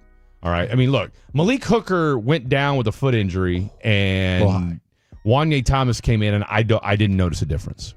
Linebacker, I agree with. Safety, I agree with. You can't. I don't think you can afford to draft another corner like in the first round or two. Like you've done that for the last little bit of time. Would you do anybody on the defensive line? He just dropped that. I'll tell you what, they're not helping out my boy Arch. Would you do anything on the defensive line in the first 2 rounds? I don't think so. You have spent if we look at their draft, the last 4 years, second round pick is almost always an edge. Outside of Schoonmaker, who's been a bust, you've taken Nealon, Sam Williams, and Ezeraku. Yep, in the all last in the 4 round. years. Okay, and Nealon, I have a modicum of hope. How does modicum? What's that? How does modicum? Is that a different word? Modicum, tomato. Arch Manning, 30-yard rush up the sideline. He's like, I'm going to take this in my own. I'm not throwing it. I'm tired of throwing to you non-catching fools. Okay, if we power rank needs, well, no. The upside, I'll take Ezeraku 1, Nealon 2, and Sam William 3, and Sam's fallen. Correct. I agree. Okay.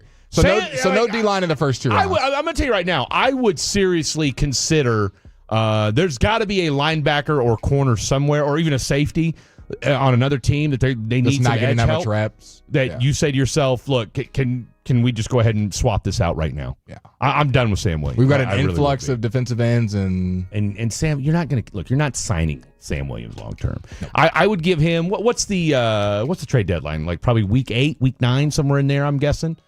Could you look that up real quick for me, Dylon, and then we'll go to break. I'm giving November 4th.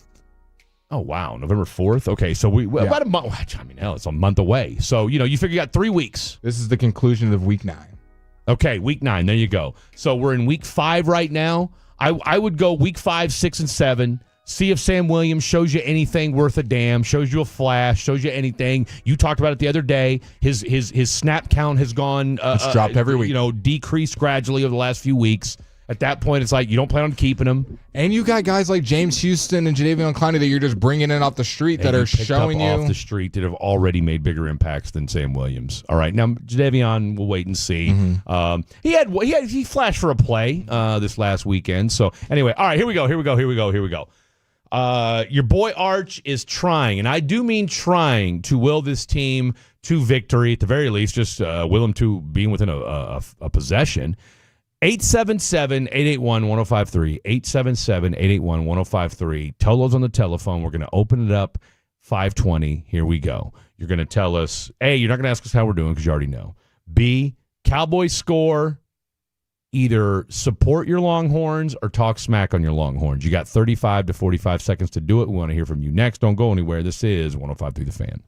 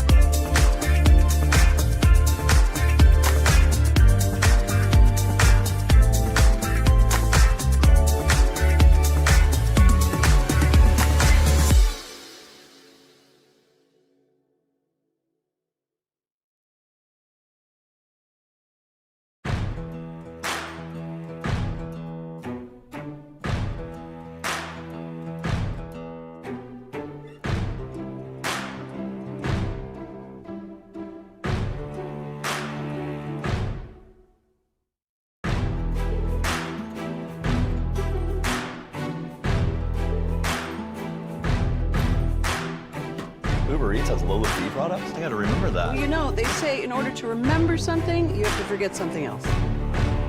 Okay, now that is a very cute haircut. That's like a little shag. I've never seen it before. Well, I mean, of course you have. It's the Rachel. Oh, is that your name? No, I mean like your name. No, I'm Chad. My name's Chad. Right, but I just mean like this is your haircut, but that's hair on your hair. I'm not saying this is your hair.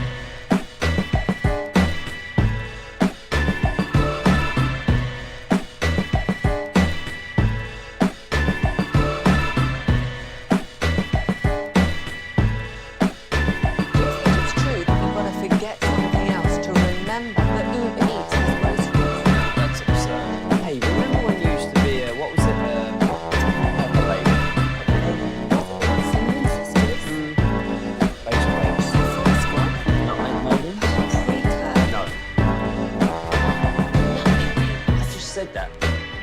Was it Spice Girls? Doesn't sound right. Was it Saffron Squad?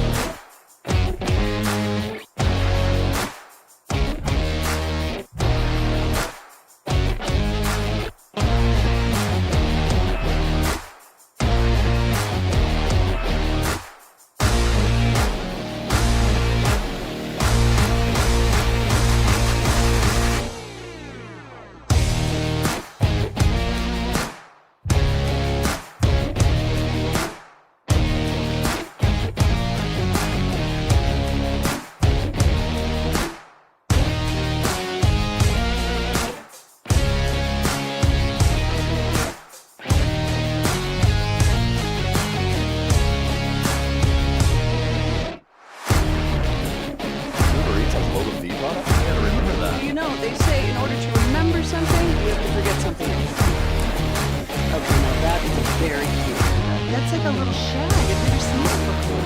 Well, it's the Rachel. Oh, is that your name? No, I mean your name. No, I'm Jack. My name's Jack. Right, but I just mean like this is your haircut. But that's your hair. I'm not saying this is your hair.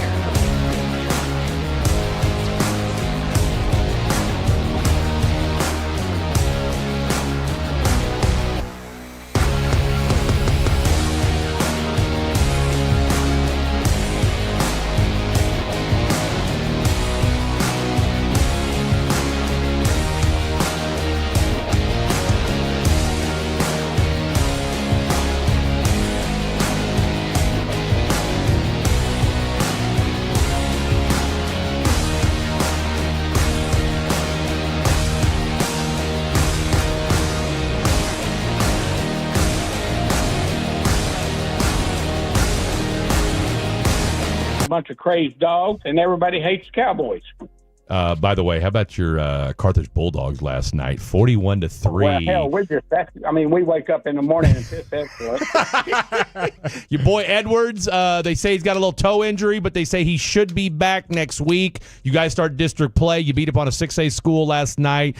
Starters were benched after the first drive in the third quarter. Kicking ass and taking names. Shout out to your boy Larry Allen over there at K-Gas. Love what you guys are doing over there.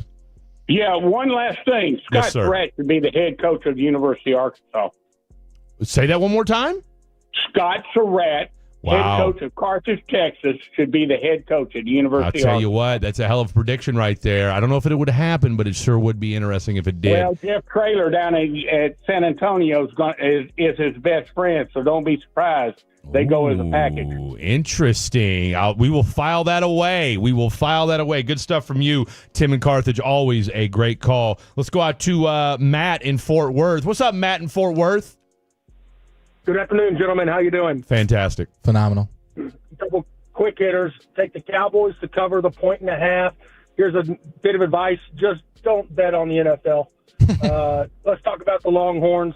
Arch Manning, that's a 3-star prospect coming out of high school. Yeah. If his name isn't Manning, we all know that. Right now, he is getting benched at Western Michigan or New Mexico State or fill in the blank mid-major minor school for just not being that good. And you know that's the case because Sarkisian would not play him over the 7th round draft pick of the Miami Dolphins in Quinn Ewers. Turns out it's difficult to play football at that level, and Quentin Ewers is the guy compared to what Arch has got. Tell you what, you're not far wrong. off, Matt. What's your score prediction for tomorrow?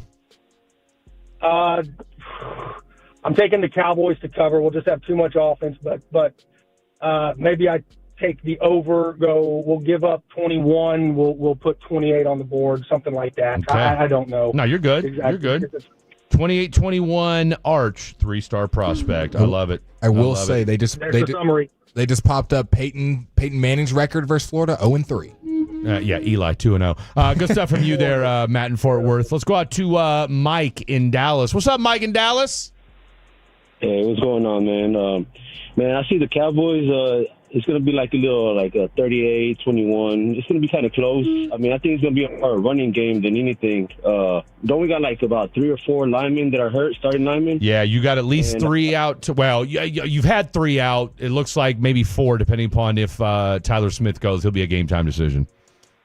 Yeah, I think it's going to be more of a running game than anything. And then, man, I want to see that real Texas team play tonight at 6.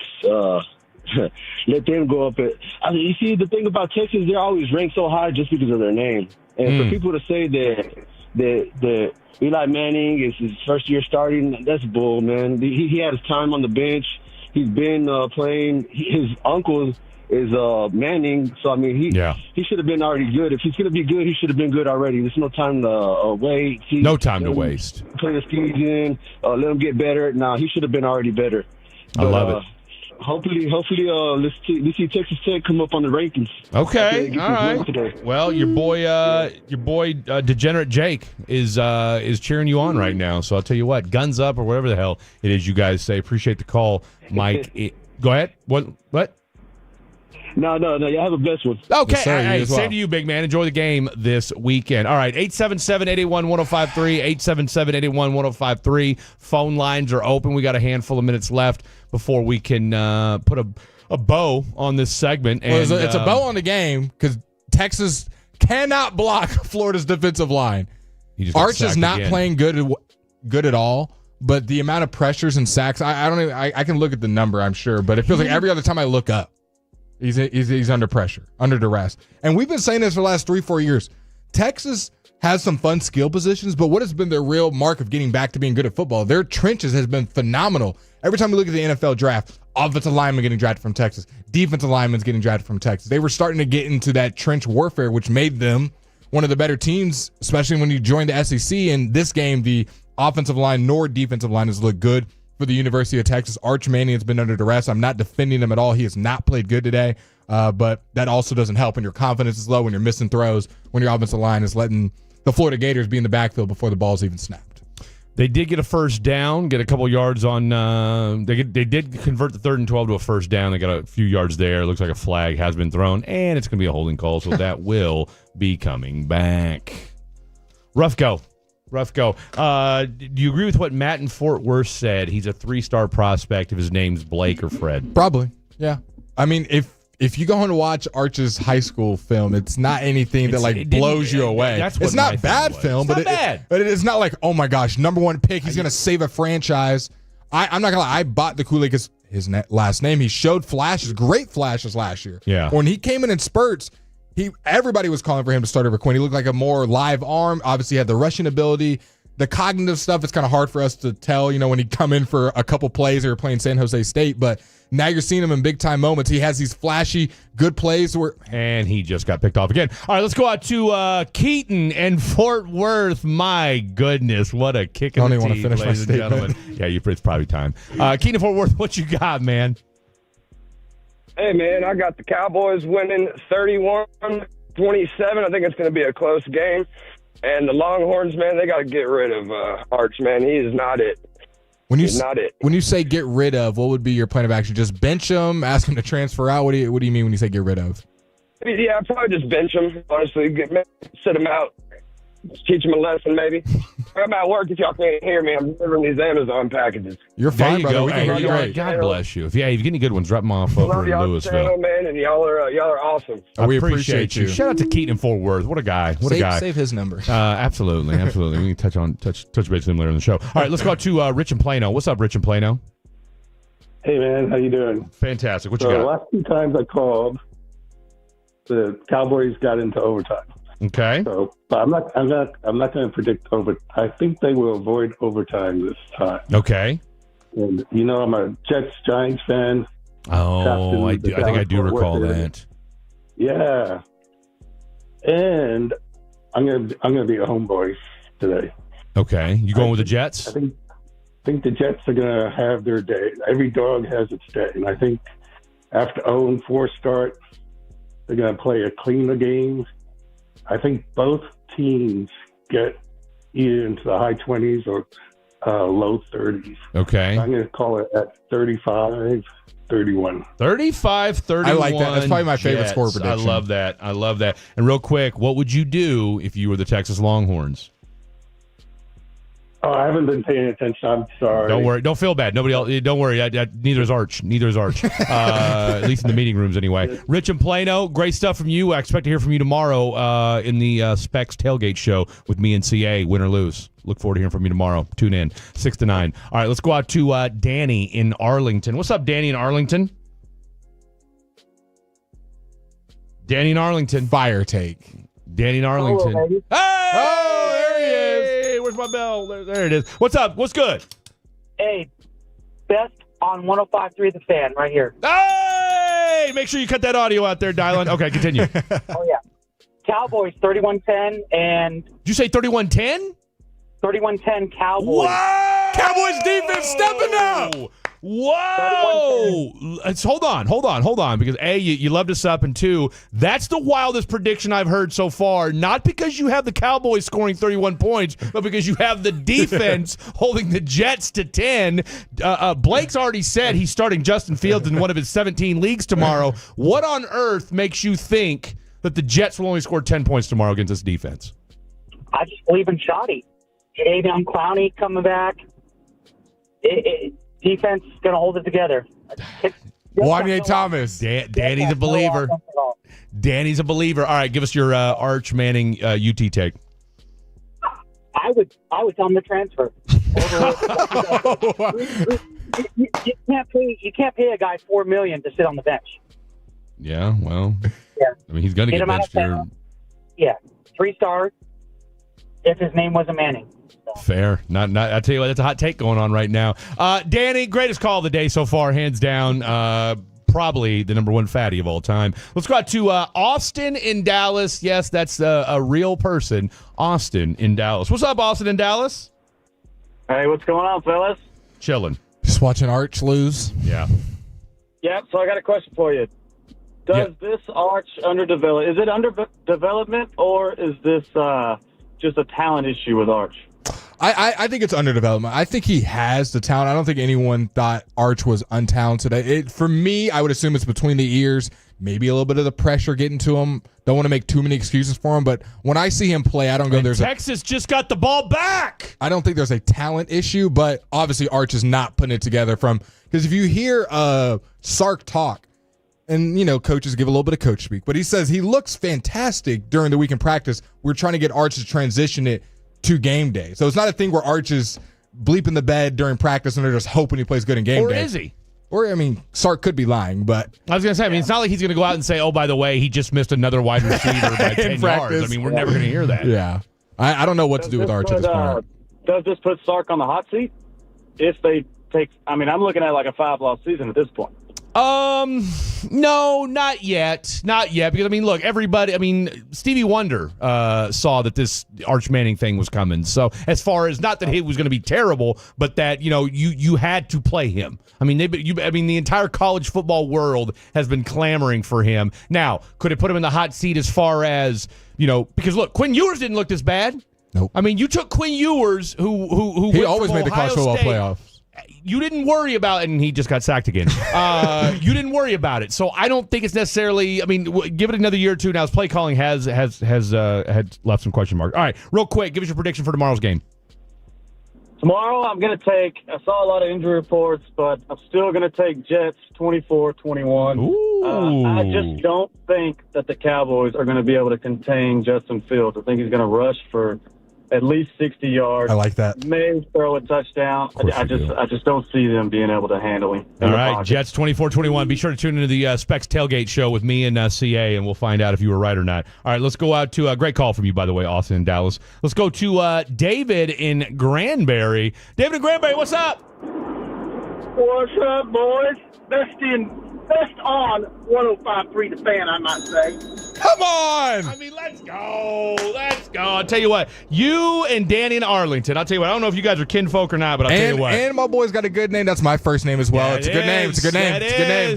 Great name. Great name. What you got for us, David Granberry? But I think the Dallas Cowboys are going to get this one. I'm going to say 35-24. Love it. You heard it there. 35-24 Cowboys. And watch out for Javonte because he's going to run wild on them. Mm-hmm. I love it. Mm-hmm. I love it. Okay, real quick, Javonte, I'm going to write that down. 10 seconds or less, your Arch Manning UT take is? I'm going to go start Sarkisian. I want to get rid of the coach, man. This guy's got way fire too much Sark. And fire Sark. And I think Manning needs to transfer out of the portal. I think he needs to get out of Texas. Love it. Okay. Fire Sark, Arch transfer. David and Granberry, that's what I'm talking about. We love hot takes here on the Fan After Dark. All right, last call. Take us home. Nelda in Dallas. Yes, this is Nelda from Dallas. I'm going to say we're going for another tie. Okay, you're predicting another tie tomorrow. Well, Nelda, you tell me. Then it will be like a full. Then we'll have a one win, right? The Cowboys would be 1-2-2 if they were to tie the Jets tomorrow. What's going to be the tied score? Right. Are we in the 30s, 40s, 10s, 20s? What are you thinking? 27-27? Right. What do you think? I mean, if you want me to tip my hat, I've got the Cowboys winning tomorrow. So I say tie. I just okay. Give me a score. Give me a score. 21-21. Let's go. 21-21. So no Brandon Aubrey tomorrow, huh? Or do you have him kicking all 7 field goals? Exactly. Hey, Starter in fantasy from Nelda. We're winners. That's right. That's what I'm talking about. 21-21 tie, says Nelda in Dallas. All right, Nelda, take us home with this. UT, Texas, Arch, what should the Longhorns do? Oh, let's just keep it for another year just because of the last name, right? Okay. For another year. I like it. Might as well. We already have them. We might as well use them. I love it. I love it. Might as well use like a true fan on both sides. I love it. Nelda, you are a true Tolo. You're a true fatty, and no better way to end that segment than with Nelda in Dallas. Enjoy the rest of your afternoon, young lady. All right, final segment of the show coming up next. We will give our official Cowboy Jets predictions and tell you where we'll be at tomorrow. Looking forward to it. So should you. Prize Picks is the best way to cash in on the Cowboys.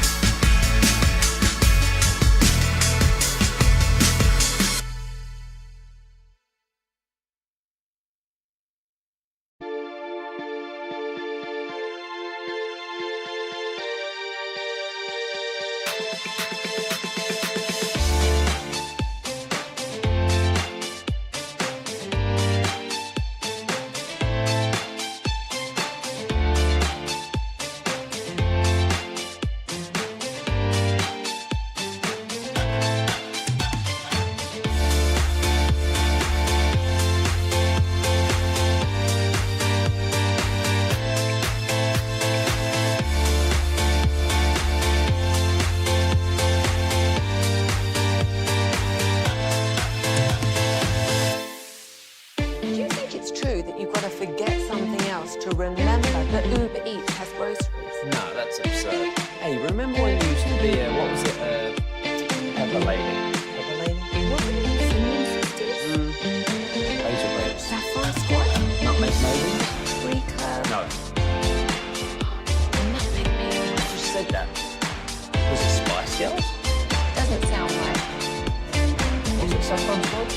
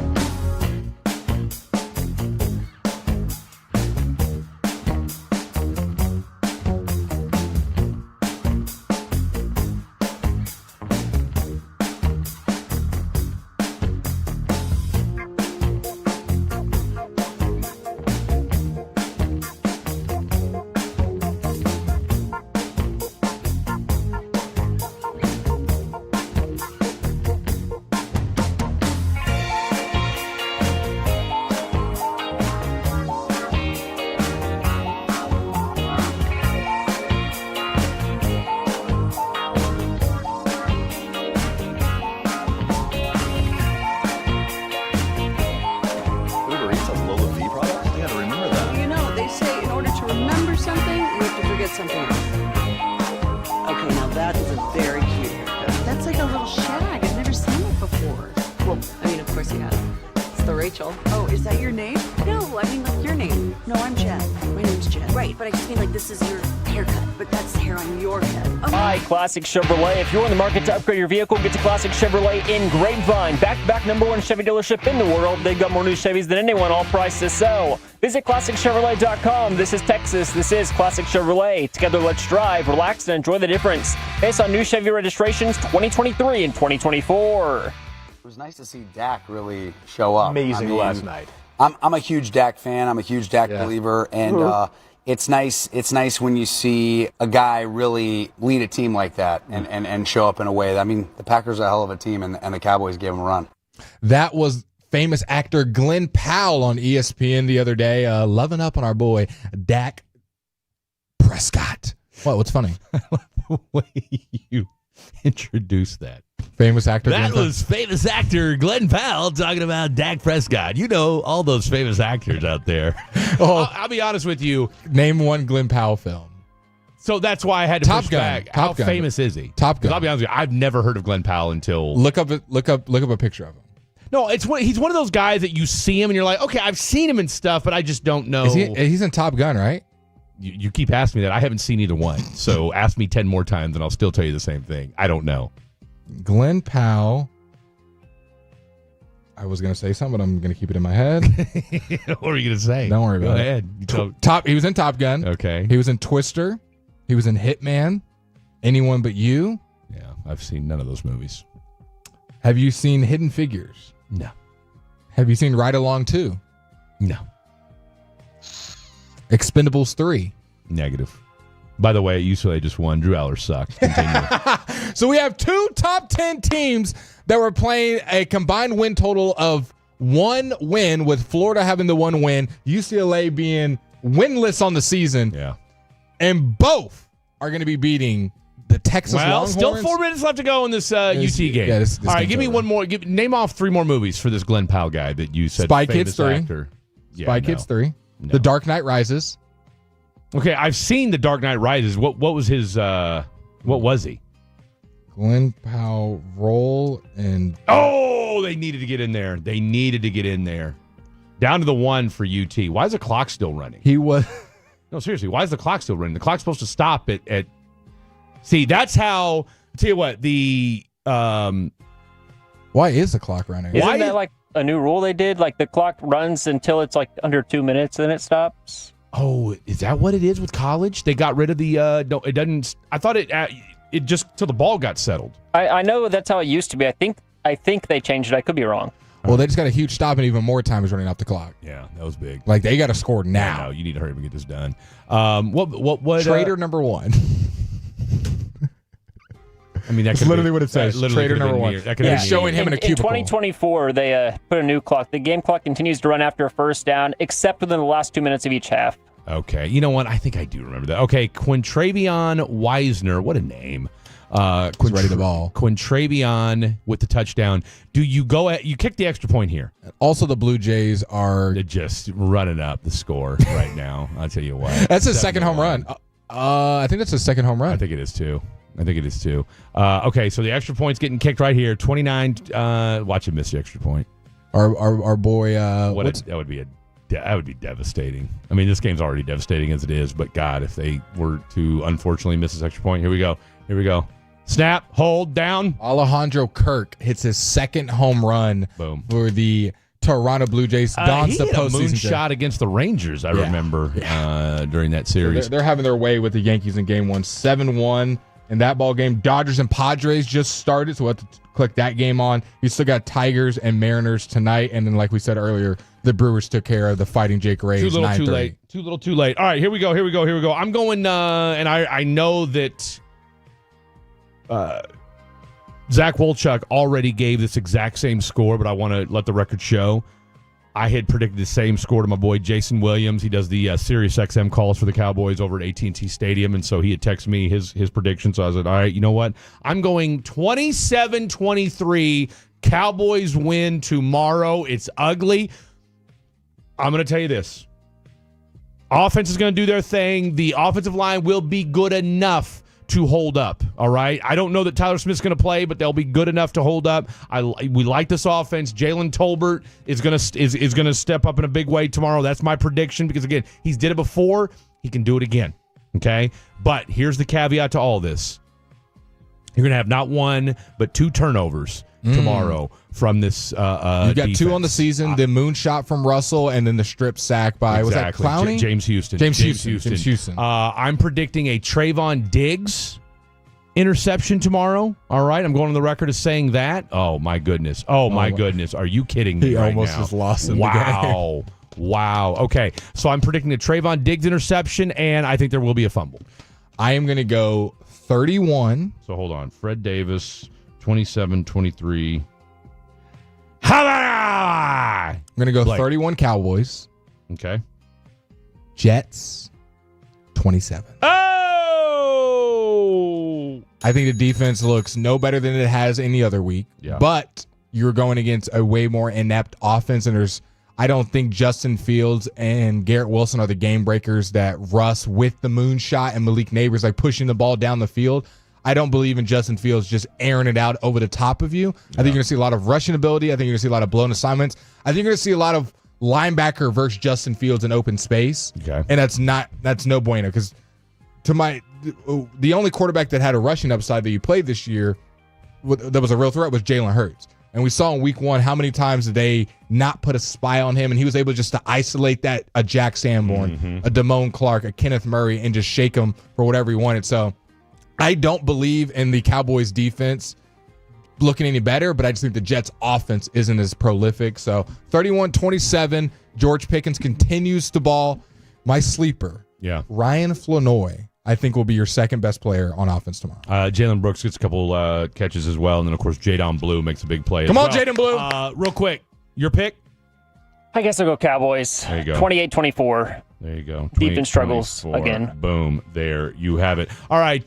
Great show as always. You Tolos and Fatties were absolutely tremendous. I was going to say incredible. Tremendous today, if I do say so myself. Hutton, Broadus, Babbo, you guys were great as always. For the one, the only, Dylon for the birthday weekend. It continues in full effect for the one, the only Mr. Blake Elliott. I'm Fred Davis. Enjoy your night. Enjoy your Cowboys. We'll see you tomorrow. Tolo means turn it on.